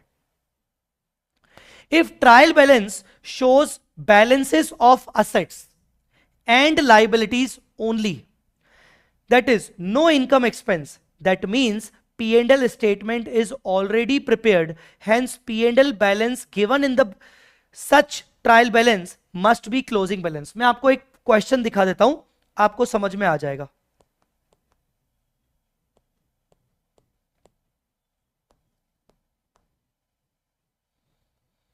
आपको मैं एक क्वेश्चन दिखाता हूं, आपको समझ में आ जाएगा मैं क्या बोलना चाह रहा हूं। ये देखिए, ये एक क्वेश्चन है, ध्यान से इस क्वेश्चन को देखिए। ये एक क्वेश्चन है, यहां पर अगर आप देखेंगे तो सारे के सारे असेट लायबिलिटी हैं। Long term borrowing, current liability, current asset, short term loans and advance, फिर long term loans and advance, short term provisions, reserves and surplus, inventory, reserves and surplus, investments आपके नॉन करंट, बस profit for the year दिया है, मतलब net profit, trade receivable और ये सब। तो आप देखो, आपको सारे एसेट लायबिलिटी के आइटम दिए, मतलब प्रॉफिट एंड लॉस बनाने की क्वेश्चन में जरूरत नहीं है। उन्होंने आपको प्रॉफिट फॉर द ईयर निकाल के दिया है, मतलब ये डायरेक्टली आप रिजर्व्स एंड सरप्लस में ले जाओगे और मिसलेनियस एक्सपेंस को रिजर्व्स एंड सरप्लस से ले जाके माइनस करोगे। हाँ, अगर क्वेश्चन में पी एंड एल अकाउंट बनाना पड़ता तो मैं मिसलेनियस एक्सपेंस को अदर एक्सपेंस में लेके जाता, पर क्या करूं, इन्होंने मिसलेनियस एक्सपेंस को इसका मतलब अभी तक पी एंड एल में डाला ही नहीं है, तो मजबूरन मुझे रिजर्व्स एंड सरप्लस से माइनस करना पड़ेगा प्रॉफिट वहां पर पहुंचा के। आई मेरी बात समझ में? क्लियर हुआ? इस तरीके से ध्यान रखना है। तो ऐसे केस में जो ट्रायल बैलेंस में अगर मान लो पी एंड एल का बैलेंस दिखा हो तो वो क्लोजिंग बैलेंस हो सकता है, ये ध्यान रखिएगा। सर आपने जो क्लास नोट्स बनवाए थे उसमें तो ये मिल नहीं रहे पॉइंट्स। यही तो मैं कह रहा हूं यार कि ये मेरे नए वाले नोट्स हैं, नालायको, एक बार तो समझो मेरी बात को। ये नए नोट्स हैं, मेरी करंट बैच के नोट्स हैं। मैं इतना पीछे पढ़ पढ़ के तुम्हें क्यों बोल रहा हूं कि मेरे hand written summary notes download कर लो। ये रैपिड रिवीजन मैं अपने सारे के सारे नए नोट्स से करवा रहा हूं। अगर आपके पास मेरे पुराने नोट्स हैं तो वो अच्छे हैं, बट उनसे बेहतर, उनसे फार बेटर ये वाले नोट्स हैं।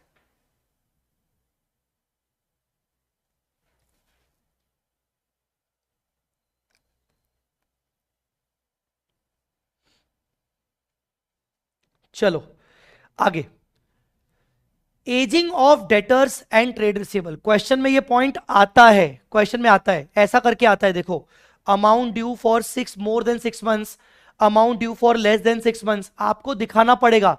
Notes to accounts of trade receivable must disclose their age. कैसे? मैं किसी क्वेश्चन में आपको बताता हूं कि कैसे आएगा, किसी क्वेश्चन में लिखा होगा, कैसे आएगा मैं बताता हूं।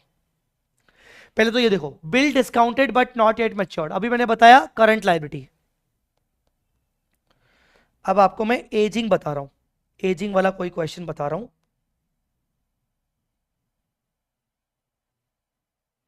ये देखो, ये वाला, trade receivables of 486 due for more than 6 months।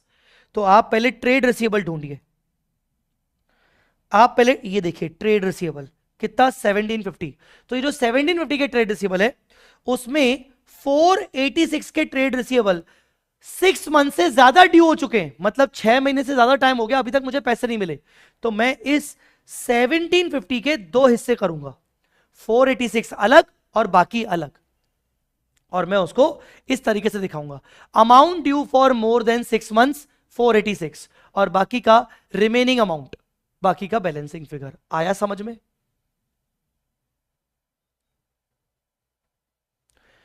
तो सर, ट्रम बुक करें ना करें? ट्रम बुक अब मत करो। ट्रम बुक सिर्फ तभी रेफर करो जब मैंने किसी एएस को समरी नोट्स में नहीं बनाया है।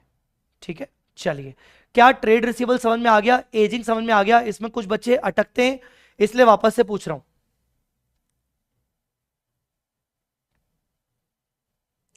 सर बैलेंस शीट में debenture interest given in advance दिया है, हाउ टू सॉल्व इट? बहुत ही सिंपल है, इंटरेस्ट गिवन इन एडवांस मतलब प्रीपेड, तो वो प्रीपेड आपका चला जाएगा अदर करंट एसेट में, simple. Bank balance must be shown in the notes to accounts as under, bank balance भी आपको दिखाना है, balance with schedule bank, balance with other bank. मैं आपको दिखाता हूं इसी क्वेश्चन में, ये देखो, bank bank balance balance balance balance balance, ये देखो, balance with bank include 56, the नया bank which is not a schedule bank. तो अब आप बैलेंस विद बैंक देखो, ये बैलेंस विद बैंक है 414, तो 414 में से 56,000 का ऐसा बैंक बैलेंस है जो एक शेड्यूल बैंक में नहीं है तो आप अलग अलग करके दिखाओगे, ऐसा अलग अलग कि भाई शेड्यूल बैंक में आपका कितना पैसा रखा है और अदर बैंक में आपका कितना पैसा रखा है, इस तरीके से। ठीक है, गुड्स को आपने फ्री सैंपल में दे दिया, ऐसा क्वेश्चन है, तो आप परचेजेस में से माइनस कर देना और आप उसको अदर एक्सपेंसेस में, एडवर्टीजमेंट एक्सपेंस में ले जाना। तो गुड्स गिवन अगर फ्री सैंपल दिए हैं तो परचेजेस में से माइनस कर लेना और अदर एक्सपेंस में ले जाना, एडवर्टीजमेंट एक्सपेंस में से। ठीक है, अब ये बहुत इंपॉर्टेंट क्वेश्चन है, बहुत इंपॉर्टेंट पॉइंट है, बहुत इंपॉर्टेंट पॉइंट है। Share forfeited and reissued, share forfeited and reissued बहुत ज्यादा इंपॉर्टेंट पॉइंट है। शेयर फॉरफिटेड एंड रीइशूड, ये बहुत इंपॉर्टेंट पॉइंट है, ध्यान से सुनिएगा। ये आपको मैं एक एग्जांपल से करवा रहा हूं कि क्या क्या होगा, आपको मैं एक क्वेश्चन रेफर करवा रहा हूं इसके लिए।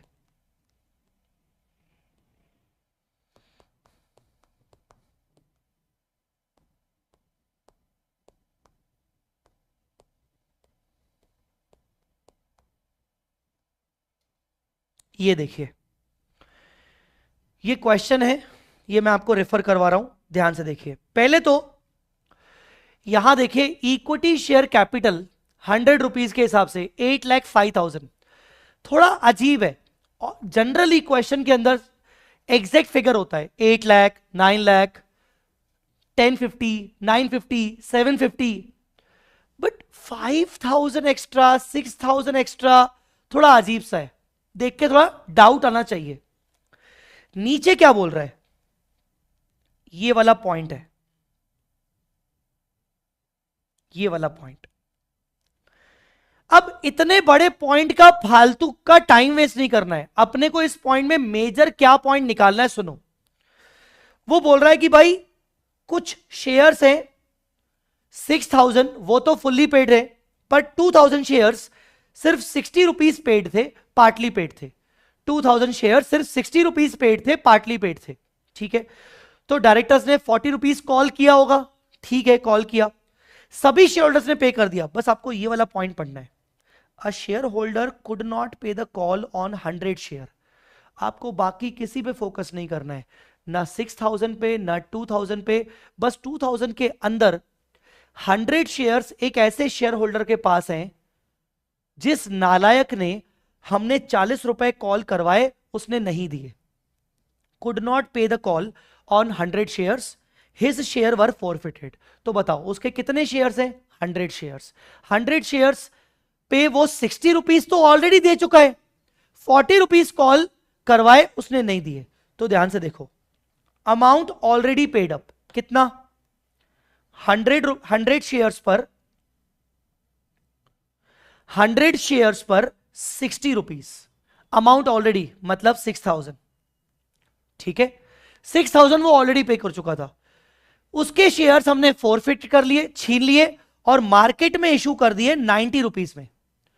यही 100 शेयर्स 90 रुपीज में इशू किए, तो 100 मल्टीप्लाई बाय 90 मतलब 9,000।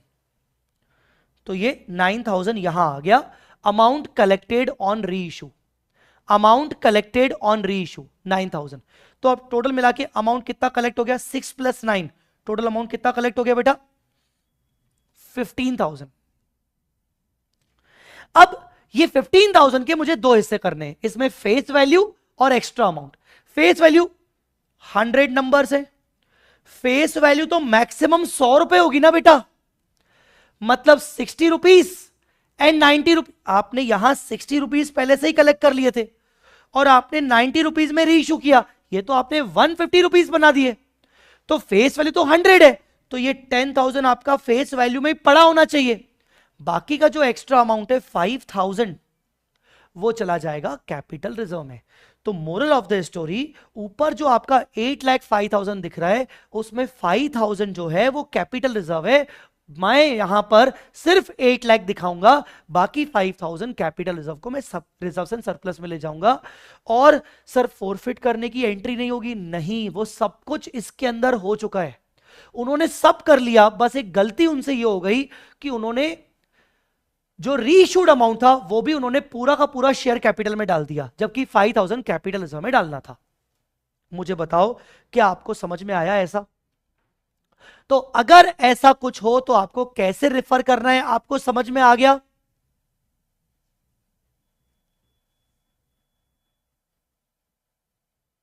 ठीक है,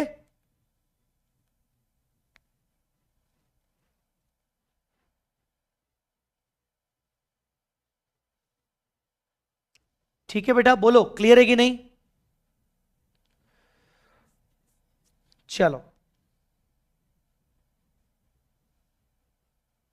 नेक्स्ट, इन्वेस्टमेंट्स। हमें बस नेट इफेक्ट दिखाना है। हाँ जी, आपको नेट इफेक्ट दिखाना है, आपको नेट इफेक्ट दिखाना है। चलो, इन्वेस्टमेंट्स, इन्वेस्टमेंट्स, इन्वेस्टमेंट्स के बारे में कुछ ना बोला जाए तो नॉन करंट मान लेना।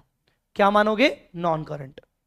If question ask to issue bonus shares out of the reserve.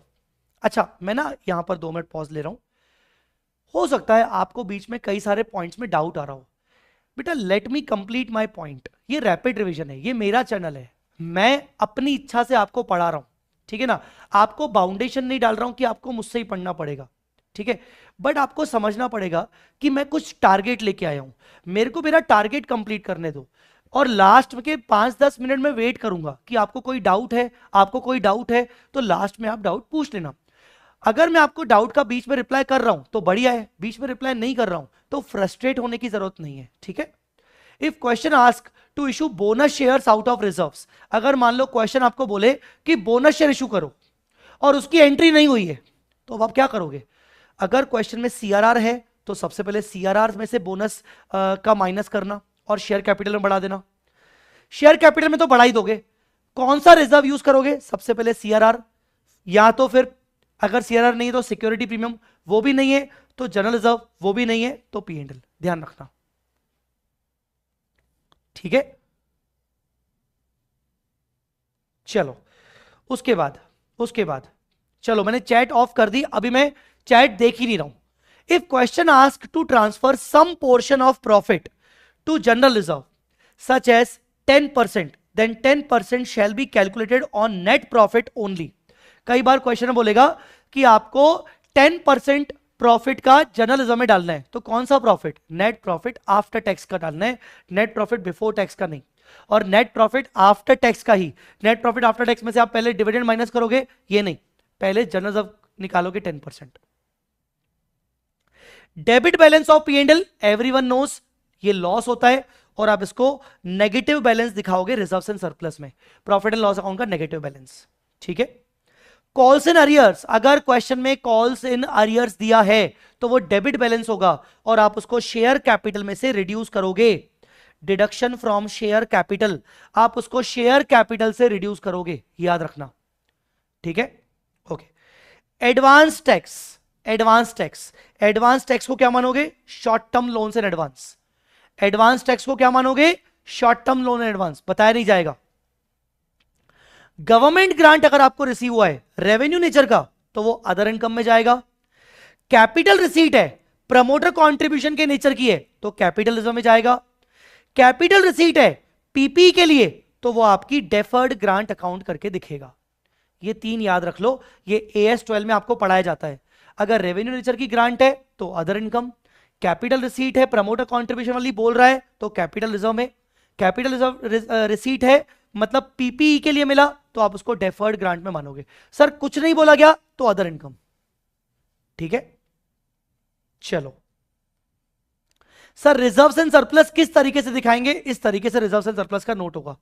PNL अलग बनाओगे, जनरल रिजर्व अलग और एनी अदर रिजर्व अलग। पीएनएल आपका ओपनिंग बैलेंस ये ट्रायल बैलेंस में दिया होगा, नेट प्रॉफिट आफ्टर टैक्स या आप पीएनएल से लेके आओगे। डिविडेंड अगर बैलेंस शीट डेट पे डिक्लेयर हुआ है इक्विटी वाला तो यहां पर डिविडेंड आएगा, फिर प्रेफरेंस भी आ सकता है। और ट्रांसफर टू जनरल रिजर्व अगर परसेंटेज में है तो वो इसके ऊपर निकलेगा, नेट प्रॉफिट आफ्टर टैक्स पे निकलेगा।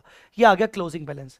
जनरल रिजर्व ओपनिंग बैलेंस दिया रहेगा प्लस ट्रांसफर फ्रॉम पीएनएल, आपने यहां से माइनस किया यहां ऐड कर दोगे। पीएनएल से आप जनरल रिजर्व में डाल रहे हो तो जनरल रिजर्व में यहां पर ऐड हो जाएगा। एनी अदर रिजर्व जैसे कि कैपिटल रिजर्व, रीवैल्यूएशन रिजर्व हो सकता है आपको वो लैंड रीवैल्यू करवाए, तो ये सब। अब आप देखिए ए प्लस बी प्लस सी मिला के आपका टोटल रिजर्व एंड सरप्लस आ जाएगा। ठीक है, अब एक बहुत बहुत बहुत इंपॉर्टेंट पॉइंट, ये एडजस्टमेंट भी बच्चों से पूछा जाता है कुछ कुछ क्वेश्चन में। ठीक है, sale of PPE and suspense account, sale of PPE and suspense account, ध्यान से सुनिएगा मेरा बात, sale of PPE and suspense account.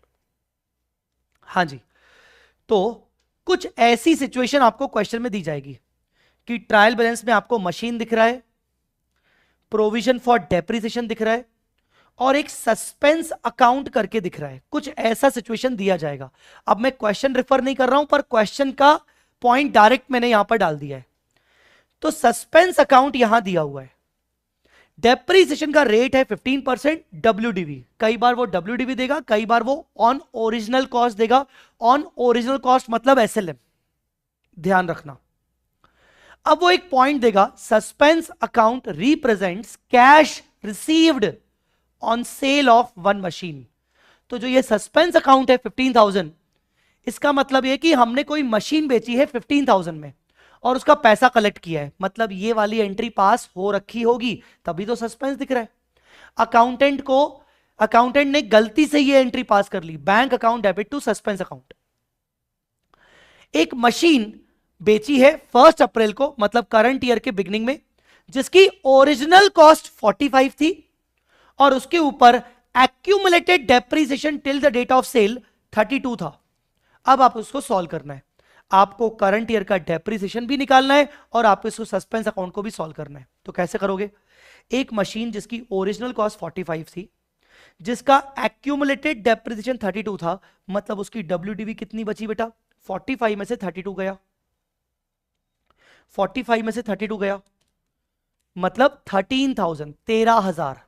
तो 13,000 की डब्ल्यूडीवी की असेट आपने कितने में बेची? 15,000 में, क्योंकि ये सस्पेंस अकाउंट क्या रिप्रेजेंट कर रहा है? Cash received on sale of machine, मतलब ये सेल वैल्यू है। तो सस्पेंस अकाउंट मतलब क्या होने वाला है? ये सेल प्रोसीड है। सस्पेंस अकाउंट मतलब सेल प्रोसीड। तो 15,000 में बेचा, कितने की असेट? 13,000 की डब्ल्यूडीवी की असेट आपने 15 में बेची, मतलब 2,000 का गेन। तो पहले तो आप 2,000 का गेन अदर इनकम में बुक करोगे। क्या आपको समझ में आया ये वाला पॉइंट? क्या आपको ये वाला पॉइंट समझ में आ गया? ठीक है, अब अकाउंटेंट ने तो गलती से सस्पेंस अकाउंट में डाल दिया, अकाउंटेंट ने तो गलती से सस्पेंस अकाउंट में डाल दिया, ठीक है ना, मतलब उसने गलत एंट्री क्या पास की होगी? Bank account debit to suspense. और उसको करेक्ट एंट्री क्या पास करनी चाहिए थी? बैंक अकाउंट डेबिट करना चाहिए था, तो उसने बैंक अकाउंट डेबिट किया है, मतलब बैंक में कोई एडजस्टमेंट नहीं होगा। कई बच्चे ये पूछते हैं मुझसे, सर बैंक में तो आपने एडजस्टमेंट दिया ही नहीं, क्योंकि बैंक अकाउंट डेबिट किया है और डेबिट होना था। सही एंट्री ये पास होनी थी कि जब भी कोई एसेट सेल होती है तो उसका प्रोविजन फॉर डेप्रिसिएशन रिवर्स करना पड़ता है, तो मैंने ये रिवर्स कर दिया। एसेट को ओरिजिनल कॉस्ट पे रिवर्स करना पड़ता है, मैंने ये रिवर्स कर दिया, और गेन बुक करना पड़ता है। सही एंट्री ये होती है। तो इसका मतलब क्या हुआ? मैं गेन बुक करूंगा 2,000, वो चला गया। प्रोविजन रिवर्स करना पड़ेगा, तो मुझे बताइए टोटल प्रोविजन फॉर डेप्रिसिएशन कितना बचा है? 220। 220 में से ये 32,000 रिवर्स हो जाएगा, 220 में से 32 रिवर्स हो जाएगा, तो कितना प्रोविजन बचेगा? 188। फिलहाल करंट ईयर का डेप्रिसिएशन लगाने से पहले अब ओरिजिनल कॉस्ट कितनी है? 750, उसमें से ये original cost of machine 45 minus हो जाएगी। 750 में से क्या माइनस हो जाएगी? ये देखो, 750 में से 45 माइनस हो जाएगी, कितनी बची? 7,05,000। अब मुझे डेप्रिसिएशन लगाना है 15% ऑन डब्ल्यूडीवी। तो अब मेरी मशीन, ये देखो डेप्रिसिएशन, मेरी मशीन कितने की बची? 7,05,000 बची हुई मशीन, पर ये तो ओरिजिनल कॉस्ट है, इसके ऊपर टिल डेट तक का डेप्रिसिएशन कितना है? 188। तो डब्ल्यूडीवी कितना बचा? ये मैं डेप्रिसिएशन लगाऊंगा 15% ऑन 5,17,000, डेप्रिसिएशन आ जाएगा 7,7550 और ये आ जाएगा यहां पर 7,7550। अगर ये ओरिजिनल कॉस्ट बोलता 15% ओरिजिनल कॉस्ट, तो मैं 7,05,000 के ऊपर ही 15% लगाता। सर ऐसा हो सकता है कि 15% दे दे पर वो बताए ना कि WDV है कि ओरिजिनल कॉस्ट? नहीं, ऐसा हो ही नहीं सकता, ऐसा हो ही नहीं सकता। पर गलती से भी अगर ऐसा हो गया तो आप अजम्पशन लिख के आना WDV, या अगर ओरिजिनल कॉस्ट का लिख के आना तो अजम्पशन कम से कम लिख के आना। ठीक है, क्या आपको समझ में आ गया? तो सर फाइनल बताओ कि P&L में क्या क्या आया। अदर इनकम आ गई 2000 की, और डेप्रिसिएशन मैंने जिस तरीके से आपको निकलवाना सिखाया। बैलेंस शीट में क्या इफेक्ट आएगा? तो बैलेंस शीट में देखो इस तरीके से इफेक्ट आएगा नोट्स टू अकाउंट्स का। आपको ऐसा वाला नोट्स टू अकाउंट्स बनाना पड़ेगा। मशीन का opening balance 750, provision for depreciation उस पे ओपनिंग बैलेंस था 220, और नेट इफेक्ट कहीं ना कहीं 530 है। अब पहले आप सेल वाला पोर्शन हटा दो। ओरिजिनल कॉस्ट ऑफ मशीन आपकी गई, उसका टिल डेट का डेप्रिसिएशन आपका 32 गया, तो नेट 13,000 की एसेट आपकी नेट गई। अब ड्यूरिंग द ईयर डेप्रिसिएशन लगाया 77,550 का, तो डेप्रिसिएशन अगर लगाया तो वो नेट वैल्यू को रिड्यूस करेगा, पर प्रोविजन फॉर डेप्रिसिएशन को बढ़ा देगा, डेप्रिसिएशन का प्रोविजन बढ़ जाएगा। तो अब आपका प्रोविजन फॉर डेप्रिसिएशन इतना हो गया, ग्रॉस एसेट की वैल्यू इतनी हो गई, बैलेंस शीट में आप दिखाओगे ये वाला पोर्शन PPE 439। ऐसा आप शांति से इस एग्जाम्पल को एक बार और देख लेना लेक्चर खत्म होने के बाद। नोट्स अगर आपने डाउनलोड नहीं किए तो डाउनलोड कर लो, और इसको आराम से शांति से एक बार और देख लेना। ठीक है, क्लियर? ऐसा ही एक एग्जाम्पल आपको मैंने और करवाया है, एक बार और देख लेना। वो फोरफिट वाला एग्जाम्पल करवाया है, फोरफिट वाला ही एग्जाम्पल है, तो वो एक बार और कर लेना। ठीक है, चलो अब अदर करंट लाइबिलिटी में कौन कौन से मोस्ट इंपॉर्टेंट पॉइंट्स आते हैं, रटने पड़ेंगे। Outstanding expense other current liability, dividend payable other current liability, unclaim dividend other current liability, interest payable other current liability, share application money refundable other current liability, interim dividend payable other current liability, advance income received other current liability. याद रख लेना इस point को। Other current assets, prepaid expense, accrued income मतलब interest receivable, ESOP outstanding, अगर ये दिया जाए ईसॉप आउटस्टैंडिंग तो वो आपका रिजर्व्स एंड सरप्लस में जाएगा। That's all guys, that's all. ये हो गया। अब इस पूरी समरी नोट्स में मैंने ये भी कोशिश की है कि मैं आपको मेजर एडजस्टमेंट भी बता दूं, मैंने आपको बता दी है। अगर आपके पास मेरा क्वेश्चन बैंक है, अगर आपके पास मेरा क्वेश्चन बैंक है, तो मैं आपको आज ही बता देता हूं कि आपको कौन कौन से क्वेश्चन की प्रैक्टिस करनी चाहिए। पर अभी बचे बताइए, अभी हमारा डिविडेंड वाला पॉइंट बचा हुआ है, डिविडेंड परमिसिबल वाला पॉइंट बचा हुआ है। अगर आपके पास मेरा क्वेश्चन बैंक है तो सुन लो कि आपको कौन कौन से क्वेश्चंस करने चाहिए। मेरी क्वेश्चन बैंक का अगर आप क्वेश्चन आज सॉल्व करना चाहते हो तो आप एक तो सॉल्व करोगे ये वाला question number 7, international hotels. Question number 7 international hotels, QR भी है, मतलब अगर क्वेश्चन ना बने तो मैं ये क्यूआर स्कैन करके, ये क्यूआर को स्कैन करके आप इसका वीडियो सॉल्यूशन भी देख सकते हो। ये क्वेश्चन बैंक वेबसाइट पे अवेलेबल भी है। ठीक है, जिन बच्चों को चाहिए अगर क्वेश्चन बैंक तो ये क्वेश्चन देख लेना।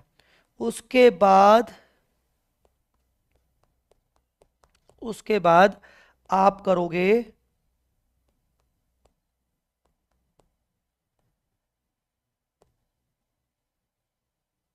आप करोगे question number 13, H limited, following is a trial balance of H limited. Question number 13,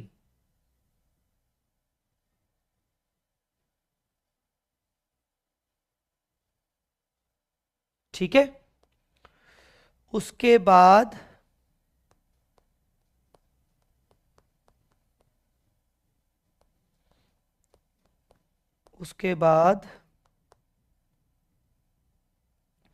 मैं आपको रिकमेंड करूंगा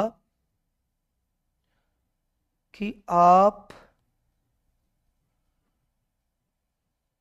क्वेश्चन नंबर 10 जरूर करना। 10, क्वेश्चन नंबर 10, ओम लिमिटेड, क्वेश्चन नंबर 10, ठीक है।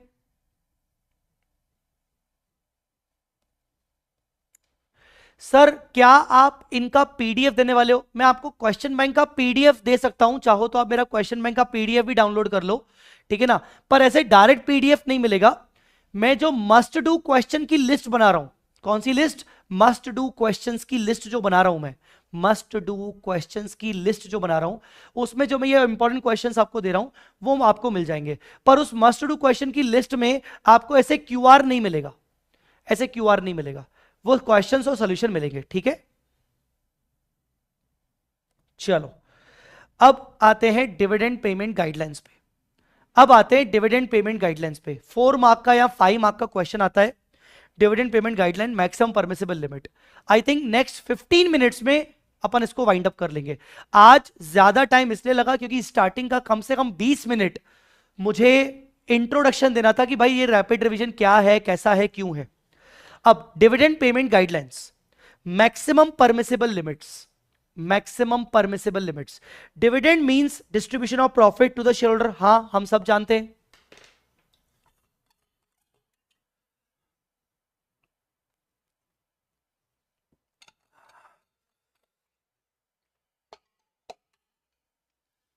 ज्यादा होंगे, मस्ट डू क्वेश्चन की लिस्ट जब प्रोवाइड करूंगा आपको मिल जाएगा, पर 150 से थोड़े से ज्यादा क्वेश्चंस होंगे। चलो, डिविडेंड का मतलब क्या होता है? जब आप प्रॉफिट डिस्ट्रीब्यूट करते हो अपने शेयर होल्डर्स को। Preference share holders gets priority over the payment of dividend. हम सब जानते हैं अगर हम इक्विटी होल्डर्स को डिविडेंड दे रहे हैं तो उससे पहले हमें प्रेफरेंस शेयर होल्डर्स को देना पड़ता है। Payment of equity dividend is not mandatory. Equity dividend का पेमेंट करना मैंडेटरी नहीं होता है, अगर डिक्लेयर किया है तो ही मैंडेटरी होता है। Equity dividend can be paid without any limit if it is paid out of current year. अगर आप इक्विटी डिविडेंड पे करना चाहते हो करंट ईयर के प्रॉफिट से तो कोई लिमिट नहीं है, आपको जितना देना है आप उतना दो। करंट ईयर के प्रॉफिट से अगर आप डिविडेंड डिक्लेयर कर रहे हो तो आपको जितना देना है, कोई दिक्कत नहीं, कोई लिमिट नहीं, दे दो। पर अगर आपके पास करंट ईयर के प्रॉफिट सफिशिएंट नहीं है, या फिर अगर आपका करंट ईयर में लॉस है फिर भी आप डिविडेंड देना चाहते हो, तो आप पास्ट प्रॉफिट्स यूज कर सकते हो, मतलब general reserve, past profits use कर सकते हो, फ्री रिजर्व्स यूज कर सकते हो, पर एक लिमिट में। If current year profits are not sufficient or there are losses in the current year, then equity dividend can be paid out of past profits available in the form of free reserves. मतलब P&L account balance और general reserve balance पुराने साल का use कर सकते हो, पर कुछ लिमिट में। If equity dividend is paid out of past profits, then entity has to fulfill the following conditions. अगर आप पुराने प्रॉफिट में से इक्विटी डिविडेंड देते हो तो कुछ कंडीशन फुलफिल करनी पड़ेंगी। क्या क्या? चलिए शुरू करें।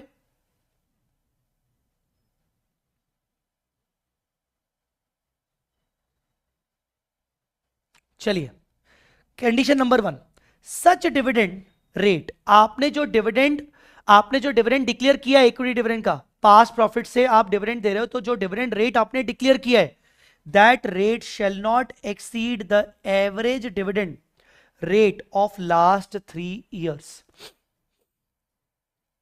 Average dividend rate of last 3 years, average dividend rate of last 3 years। Last के 3 years का मान लो एवरेज डिविडेंड रेट है 9%, 11% और 0%। तो 9, 11, 0 डिवाइड बाय 3 कितना आ रहा है? 6.66%। करंट ईयर का डिविडेंड रेट आपका 6.66% से ज्यादा नहीं होना चाहिए। यह है आपकी condition number 1। Condition number 2, maximum withdrawal out of past profits. आप पास्ट प्रॉफिट में से कितना विड्रॉ कर सकते हो डिविडेंड के लिए? For paying equity dividend shall not exceed 10% of total paid up capital plus free reserve. और याद रखिएगा, पेड अप कैपिटल में इक्विटी और प्रेफरेंस दोनों आएगा। तो total paid up capital plus free reserve का 10% आप मैक्सिमम विड्रॉ कर सकते हो। आइए मैं आपको बताता हूं। आपका इक्विटी कैपिटल है 40 लाख, आपका प्रेफरेंस कैपिटल है 18 लाख। प्लीज कैलकुलेटर यूज करिए, प्लीज कैलकुलेटर भी यूज करिए। 40 plus 18, general reserve 23 lakh, general reserve 23 lakh. P&L का क्रेडिट बैलेंस 10 लाख, ठीक है। रिवैल्यूएशन रिजर्व नहीं, रिवैल्यूएशन रिजर्व नहीं आएगा, रिवैल्यूएशन रिजर्व नहीं आएगा। तो करिए 40 प्लस 18 प्लस 23 प्लस 10, 40, 18, 23, 10 का 10%, मतलब तुम मैक्सिमम विड्रॉ कितना कर सकते हो? 9,10,000,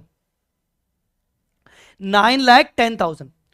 अगर करंट ईयर के प्रॉफिट्स ये कितने हैं, करंट ईयर के प्रॉफिट्स कितने हैं, 10 लाख, 1 2 3 4 सॉरी 1 लाख। अगर करंट ईयर का प्रॉफिट 1 लाख है, प्रपोज डिविडेंड है 25%, तो आ जाओ, प्रपोज डिविडेंड 25% है, तो 25% ऑफ शेयर कैपिटल 40 लाख, तो 40 लाख का 25% करो, कितना हुआ, 10 लाख। 10 लाख तुम्हें डिविडेंड देना है, तुम्हारे पास करंट ईयर प्रॉफिट 1 लाख है, तो 1 लाख तो ये यूज कर लोगे, तो 10 लाख डिविडेंड देने के लिए तुमने current year profit 1 lakh use कर लिया, अभी भी तुम्हें 9 लाख विड्रॉ करने पड़ेंगे पास्ट प्रॉफिट में से, तो withdrawal will be 9 lakh which is under the limit, चलेगा, क्योंकि 9,10,000 तक का विड्रॉवल कर सकते हैं। आया समझ में कि नहीं? तो जो तुम्हें डिविडेंड देना है 10 लाख का, उसकी जुगाड़ सबसे पहले उसको तुम यूज करोगे करंट ईयर के प्रॉफिट से, बाकी का रिमेनिंग बोलोगे मुझे इतना विड्रॉ करना है। क्या अलाउड है? हाँ अलाउड है। ठीक है, चलिए, हाँ जी हाँ, ये लाइव वीडियो अवेलेबल रहेगा यूट्यूब पे। अब condition number 3, minimum balance in free reserves after the withdrawal shall be at least 15% of total paid up capital. Minimum balance after the withdrawal shall be at least 15% of the total paid up capital. यहां free reserve नहीं है और total paid up capital मतलब equity plus preference दोनों आता है, तो कम से कम बैलेंस रिजर्व्स एंड सरप्लस में पड़ा होना चाहिए 15% ऑफ पेड अप कैपिटल। अब मैं आपको पूरा का पूरा एक एग्जांपल करवा रहा हूं। Are you guys ready? Are you guys ready? मैं पूरा एग्जांपल करवा रहा हूं, चलेगा? देखो, प्रपोज्ड इक्विटी डिविडेंड है, प्रपोज्ड इक्विटी डिविडेंड रेट है 10%, मतलब कंपनी 10% डिविडेंड देना चाहती है। कंपनी के पास प्रेफरेंस शेयर कैपिटल भी है, और अगर कंपनी डिविडेंड देना चाहती है इक्विटी, तो प्रेफरेंस शेयर भी देना पड़ेगा, प्रेफरेंस डिविडेंड भी देना पड़ेगा। Equity, general reserve, capital reserve. You can not use capital reserve, बिल्कुल भी नहीं। कैपिटल रिजर्व नहीं, कैपिटल रिजर्व आप यूज नहीं कर सकते, ठीक है। रिवैल्यूएशन रिजर्व नहीं। Net profit for the year, okay 3 lakh.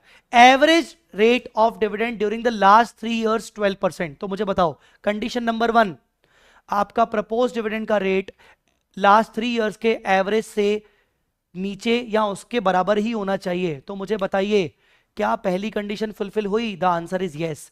Weather entity can pay equity dividend of 10% और नॉट, कैलकुलेशन ऑफ 10% डिविडेंड दे सकते हैं कि नहीं। सबसे पहले अब हम करंट ईयर के प्रॉफिट में से डिविडेंड की कैलकुलेशन करेंगे। आपका करंट ईयर का प्रॉफिट है 3 लाख। 3 लाख में से सबसे पहले आप प्रेफरेंस डिविडेंड बांटो। 1750 का 9%, 1750 का 9%, 1750 का 9% आप प्रेफरेंस डिविडेंड बांटोगे 1,57,500। आपके पास प्रॉफिट अवेलेबल बचा इक्विटी होल्डर्स के लिए 142,500, 142,500 प्रॉफिट अवेलेबल बचा। जबकि आप प्रॉफिट डिविडेंड देना कितना चाहते हो? 10% ऑफ 80 लाख, मतलब 8 लाख का देना चाहते हो। आप 8 लाख का डिविडेंड देना चाहते हो, मतलब अमाउंट रिक्वायर्ड। सबसे पहले देखो, आप स्टेप को समझो बच्चों, सिर्फ हाँ हाँ आ गया नहीं, लिखना इंपॉर्टेंट है। सबसे पहले आप करंट ईयर के प्रॉफिट के बारे में बात करोगे कि करंट ईयर का प्रॉफिट कितना है, उसमें से प्रेफरेंस वालों को दे दिया तो बचा इतना, मेरे को तो इतना बचा है इक्विटी वालों के लिए। अब आप देखोगे कि इक्विटी वालों को मुझे एक्चुअल में कितना देना है और कितना अवेलेबल है करंट ईयर का प्रॉफिट। तो इक्विटी वालों को मुझे 10% ऑफ 80 लाख, मतलब amount required to be use from free reserves, मतलब पास्ट प्रॉफिट में से कितना यूज करूंगा? करंट ईयर का डिविडेंड मुझे 8 लाख देना है, जबकि मेरे पास प्रॉफिट बचा है सिर्फ 142,500, मतलब मुझे इतना विड्रॉवल करना है, इतना विड्रॉवल करना है, ठीक है। अब 3 कंडीशन फुलफिल करनी है। Equity dividend can be paid out of the free reserves on fulfilment of 3 condition. Condition number 1 fulfil हो रही है, मैं इस पे ज्यादा बात नहीं करूंगा, फुलफिल हो रही है, बात खत्म।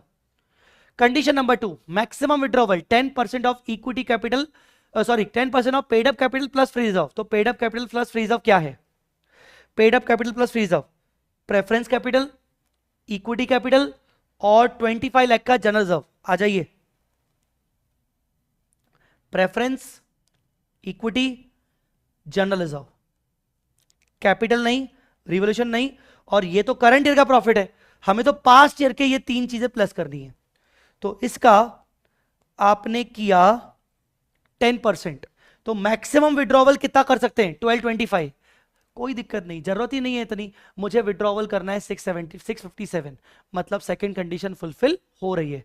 तो देखो ये 657 मैंने पहले ही निकाल रखा था कि भाई मुझे 8 लाख का डिविडेंड पे करना है, 142,500 करंट ईयर का प्रॉफिट है, बाकी मुझे इतना विड्रॉ करना है। तो मेरे को तो वो ठीक है ना, इतना विड्रॉ करना है, मतलब 657,500 इतना विड्रॉ करना है, और विड्रॉवल के लिए मुझे इतना लिमिट है, मतलब सेकंड कंडीशन फुलफिल हो रही है। ठीक है, अब आते हैं कंडीशन नंबर 3, जो मैंने यहां पर ये बताई थी, मिनिमम बैलेंस। तो आपका मिनिमम बैलेंस कितना होना चाहिए? 15% of total paid up capital. तो आपकी टोटल पेड अप कैपिटल में क्या क्या आएगा? प्रेफरेंस और इक्विटी, उसका 15%, मतलब आपका मिनिमम बैलेंस बचना चाहिए 14,62,500 का। चेक करते हैं कितना बच रहा है। आप जनरल रिजर्व आपके पास कितना पड़ा है? 25, और आपको कितना विड्रॉ एक्चुअल में करना है? 657। तो बताइए 25 में से 657,500 बचा गया, तो एक्चुअल बैलेंस आफ्टर विड्रॉवल कितना बचेगा? 18। ज्यादा ही है, फिर ठीक है। मिनिमम 14,62,500 बचना चाहिए, जबकि बच रहा है 18, मतलब उसके ऊपर ही बच रहा है। मतलब conclusion, condition number 3 is satisfied. 10% equity dividend pay किया जा सकता है। आपको लगे तो आप एक और क्वेश्चन सॉल्व कर लेना, ये वाला क्वेश्चन सॉल्व कर लेना। इस क्वेश्चन में बेटा लॉस आ रहा है, करंट ईयर में लॉस है।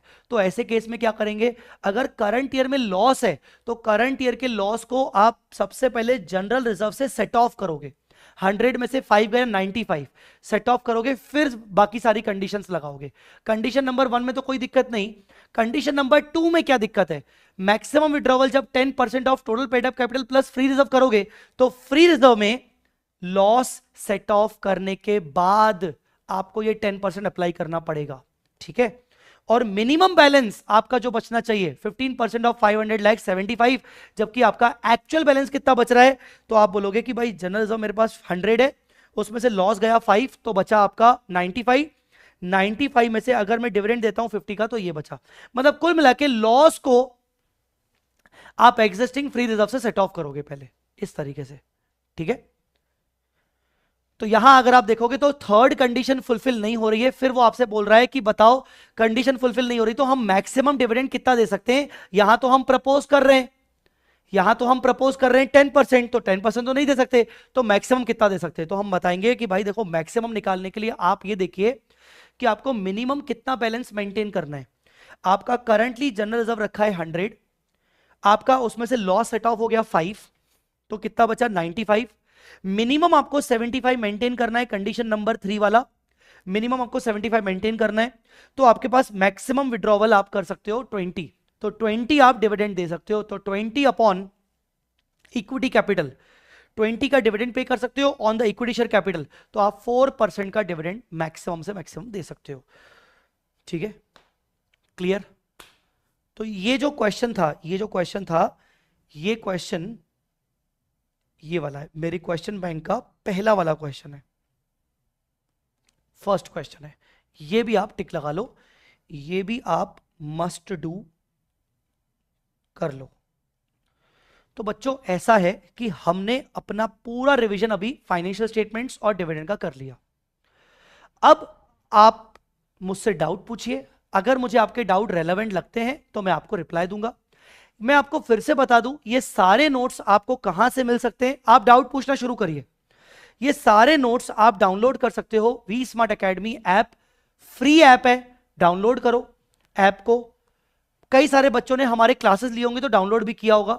उसके अंदर आपको फ्री रिसोर्स सेक्शन में जाना है। फ्री रिसोर्स सेक्शन में आपको ऐसा दिखेगा, इसके अंदर जाना है तो आपको पूरी लिस्ट आ जाएगी। 3 minute shorts, must do question, मैं नए मस्ट डू क्वेश्चन इसमें डालूंगा, वेट करो थोड़ा सा।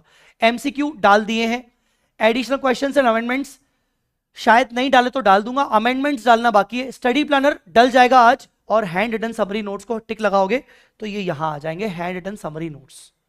ठीक है, डन, क्लियर? अब आप अपने डाउट्स पूछिए प्लीज।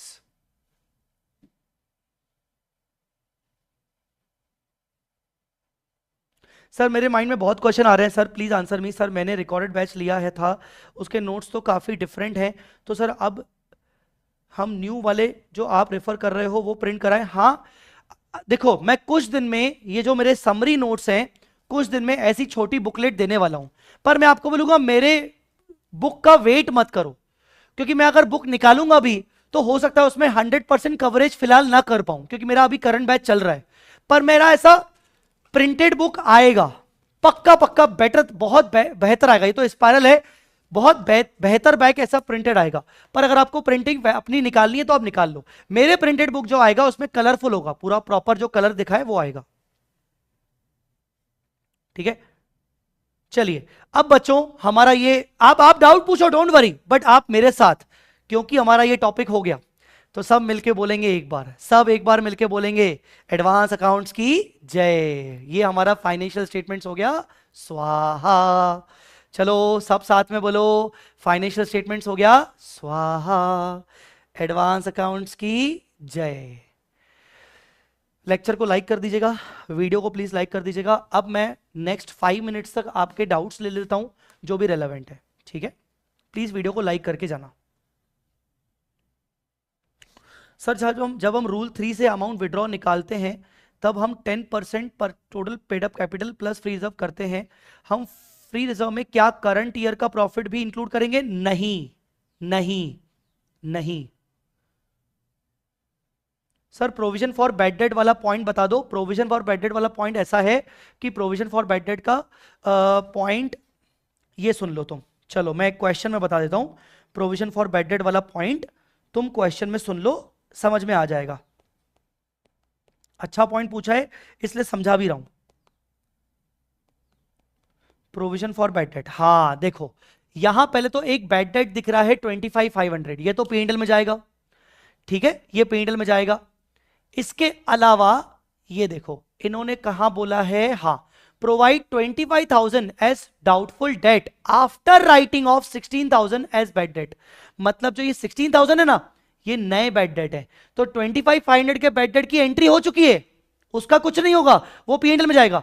पर 16,000 के बैड डेट को यहां पर कहीं नहीं दिखाया गया, तो 16,000 का बैड डेट सबसे पहले डेटर में से माइनस होगा और 16,000 का बैड डेट P&L में जाएगा। कुल मिला के P&L में ये ओवरऑल जाएगा। अब डेटर कहां है, डेटर कहां है, डेटर कहां है? ये 4,500,000 में से सबसे पहले 16,000 माइनस होगा, फिर आप प्रोविजन बनाओगे 25,000 का, और 25,000 के प्रोविजन के भी दो इफेक्ट होंगे, एक अदर एक्सपेंस में दिखेगा, एक बैलेंस शीट में दिखेगा। समझ में आ गया? ये कौन सा नंबर क्वेश्चन था? 9। एक बार करके देखना। चलो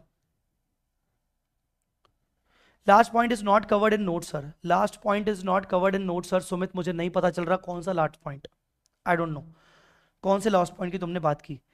एडवांस अकाउंट्स की जाए, last point is not covered.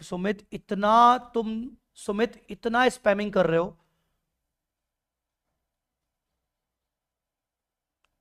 Exam के लिए ये नोट्स और मस्ट डू क्वेश्चन सफिशिएंट है? यस।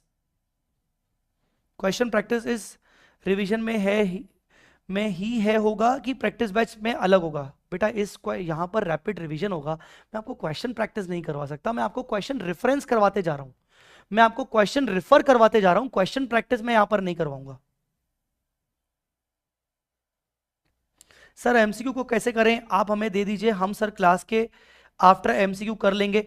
मैं आपको ये बोल सकता हूं कि आप एमसीक्यू भी डाउनलोड करो ऐप से, ठीक है, ऐप से एमसीक्यू डाउनलोड करो और रोज रोज एक एमसीक्यू, जैसे फॉर एग्जांपल रोज एक एक एमसीक्यू करने का टारगेट रखो। रोज एक एमसीक्यू आपको सॉल्व करना है, रोज एक एमसीक्यू। इतने सारे एमसीक्यू केस सिनेरियोज हैं, रोज एक एक एमसीक्यू आप सॉल्व करो, रोज के रोज आप एक एक एमसीक्यू सॉल्व करो 10 मिनट्स का टाइमर लगा के, ठीक है?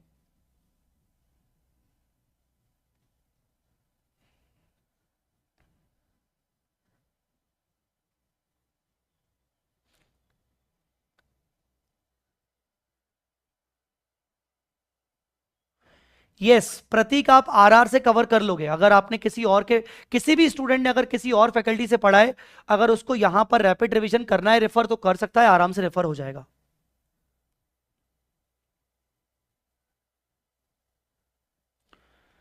बेटा तू नेपाल से है ना, तू टेलीग्राम एक्सेस कर पा रहा है ना, तू ऐप एक्सेस कर पा रहा है, मैं क्या बोलूं बेटा। मैं क्या बोलूं, तूने कोई ऑप्शन ही नहीं छोड़ा मेरे लिए। सर कितने क्वेश्चन हाथ से निकाले, हाथ से निकाले, हाथ से सॉल्व करें। मिनिमम फाइनेंशियल स्टेटमेंट्स के 3-4 क्वेश्चंस आप हाथ से सॉल्व करो। अमेंडमेंट देखना जरूरी है क्या? एक सिंगल पेज का अमेंडमेंट है, देख के जाना।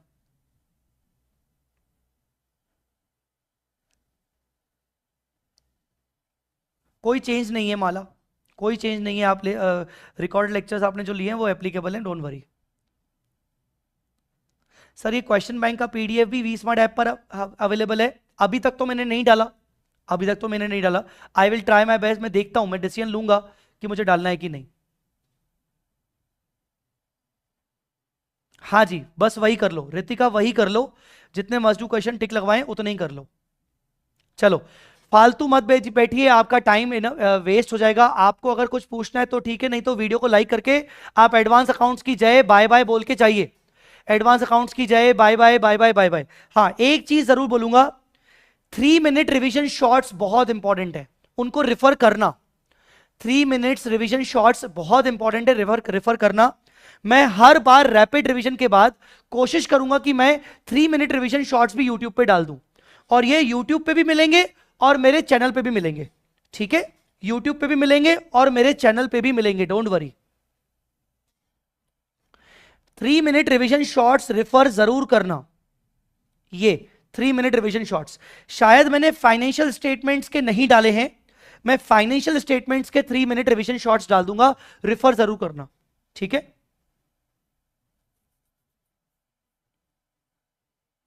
सर ग्रुप 2 के लेक्चर्स के साथ इस आरआर को कंटिन्यू करें क्या? अगर टाइम मिल रहा है तो बिल्कुल करो। हाँ जी, सॉल्व मिलेगा विकास मीना। क्वेश्चन बैंक हमारा सॉल्व आता है विथ क्यूआर के साथ आता है। क्यूआर सारे क्वेश्चन में नहीं होता है, इंपॉर्टेंट क्वेश्चन में क्यूआर होता है। डिविडेंड कंडीशन वाला है सर। सब कुछ कवर हो गया ना डियर, सब कुछ तो कवर हो गया। ये रहा ना कंडीशन 3, फिर पूरा एग्जाम्पल कवर करवा लिया। हाँ सुमित, दो दो एग्जाम्पल कवर करवा लिए। अब क्या घर पे आके बताऊं कि क्या कवर नहीं हुआ?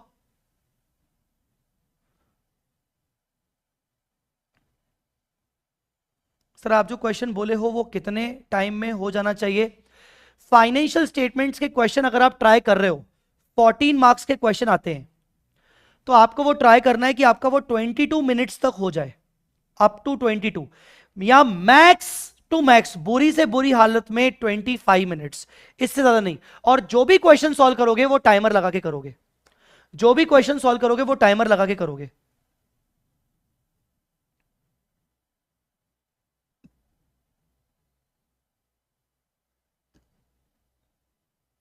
हाँ जी खुशी, सही है, सही है।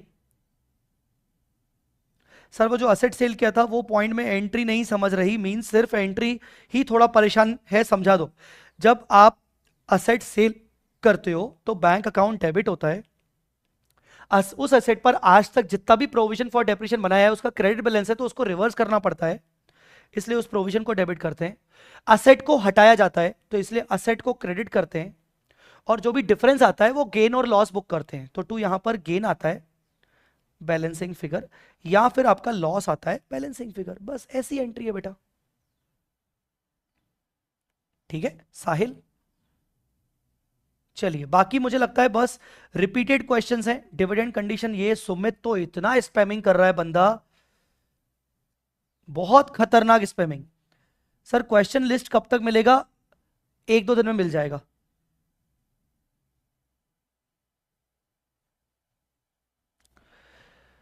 सुमित बोल रहा है कि सर डिविडेंड वाले नोट्स, बेटा डिविडेंड वाले नोट्स मैंने मिसिंग किए हैं तो मैं अभी शेयर कर देता हूं, पर मैंने ऐप में डाल दिए हैं, ऐप में डाल दिए हैं डिविडेंड वाले नोट्स, मैंने ऐप में डाल दिए हैं। ऐप से डाउनलोड कर लो सुमित, ऐप से डाउनलोड कर लो, ऐप से, ऐप पे डाल दिए हैं।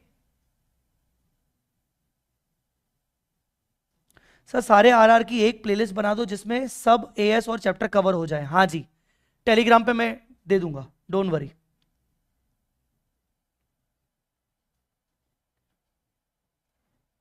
डोंट वरी, चलिए। अगर provision for doubtful debt addition इन्फो में होता है एंड ट्रायल बैलेंस में भी होता है तो इसको सॉल्व कैसे करेंगे?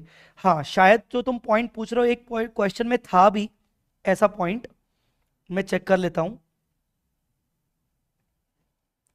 हाँ ये है ना, ये देखो, provision for doubtful date 6000 opening है और क्लोजिंग में दे रहा है make a provision for make a provide doubtful debt 4% on debtors. बहुत ही सिंपल है बेटा, जो ये प्रोविजन फॉर डाउटफुल डेट जो ट्रायल बैलेंस में होता है वो हमेशा ओपनिंग होता है। अब वो आपको बोल रहा है कि आपको प्रोवाइड करना है डाउटफुल डेट 4% ऑन डेटर, मतलब ये आपको एज अ क्लोजिंग प्रोवाइड करना है। तो आप क्या करोगे, आप डेटर के पास जाओगे, आप डेटर के पास जाओगे, debtor debtor debtor debtor debtor debtor debtor debtor debtor debtor के पास जाओगे 2,50,000।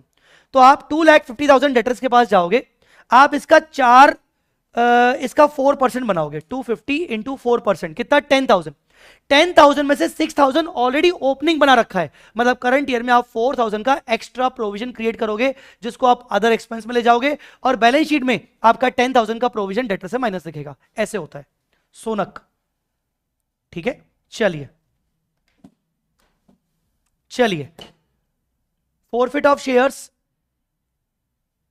समझ आ गया सर, एडवांस अकाउंट्स की जय। चलो फाइनली बच्चों हमारा पहला टॉपिक हो गया। कल कौन सा टॉपिक होने वाला है पता है ना आपको? कल होने वाला है इंटरनल रिकंस्ट्रक्शन। एक छोटा सा रिकमेंडेशन दूंगा, कोशिश करके 5-10 मिनट ही सही एक बार चैप्टर का ओवरव्यू करके आओ, आपको रैपिड रिवीजन में मजा आएगा पढ़ने में। एक बार ओवरव्यू करके आइए प्लीज। आप मेरी बात समझ रहे हो? बोलो ओके। तो कल इंटरनल रिकंस्ट्रक्शन करने वाले हैं, एक बार एटलीस्ट ओवरव्यू करके आ जाओ तो आपको और बेटर समझेगा कि हाँ, भले आप ओवरव्यू जब करके आ रहे हो तो आपको कुछ नहीं झेपा, पर एटलीस्ट पढ़ के आओ, रेफर करके आओ थोड़ा सा। 5 to 10 मिनट्स बस इंटरनल रिकंस्ट्रक्शन रेफर करके आना, फिर मेरे साथ समझना, ठीक है। ऐप पे मैंने फ्री रिसोर्सेज में सारे नोट्स डाल दिए हैं, ऑलराइट। चलो sir, any strategy for accounts? कोई फालतू की स्ट्रेटेजी नहीं, सिंपल सी बात है, जितना पोर्शन मैं करवा रहा हूं, नोट्स रेफर करवा रहा हूं, उनको फॉलो करो। क्वेश्चन जितने सॉल्व करने को बोल रहा हूं उनको फॉलो करो, दैट्स इट। लिख लिख के सॉल्व करो, सिंपल। एमसीक्यू रोज एक सॉल्व करो 10 मिनट्स का टाइमर लगा के, ठीक है साहिल। चलो thank you so much guys, अभी के लिए इतना ही, बाय बाय, टेक केयर, जय माता दी, एडवांस अकाउंट्स की जय। एक बार जरूर लिख के जाना और कमेंट सेक्शन में फीडबैक मुझे जरूर देना। हम आज बहुत ज्यादा टाइम ले लिए, कल से हमारा टाइम बिल्कुल परफेक्ट रहेगा और जल्दी जल्दी कवर होता जाएगा, ठीक है। चलिए थैंक्स अ लॉट गाइस, अभी के लिए इतना ही, बाय बाय, टेक केयर, जय माता दी, लव यू ऑल। वीडियो को लाइक करना और अपने दोस्तों तक शेयर करने की जिम्मेदारी मैं आपके ऊपर छोड़ रहा हूं। तुम्हें पास करने की जिम्मेदारी मेरी है, तुम्हें पूरा कंटेंट डिलीवर करने की जिम्मेदारी मेरी है, तुम्हें एग्जामिशन दिलवाने की जिम्मेदारी मेरी है। तुम्हारी जिम्मेदारी है वीडियो को लाइक करने की और अपने दोस्तों तक शेयर करने की, ठीक है। ये वीडियो में मैं लाइक टारगेट कर रहा हूं 1500 लाइक का, प्लीज इज्जत रखना मेरी, ठीक है, बैंड मत बजाना। 1500 का लाइक टारगेट कर रहा हूं, प्लीज प्लीज प्लीज आपसे रिक्वेस्ट है, लाइक जरूर करिएगा, ठीक है। आई होप जल्दी से जल्दी ये वीडियो 1500 तक क्रॉस हो जाएगा। इसके अलावा शेयर जरूर करिएगा प्लीज, ठीक है। Thank you so much guys, अभी के लिए इतना ही, बाय बाय, टेक केयर, जय माता दी, लव यू ऑल, सब्सक्राइब। चलो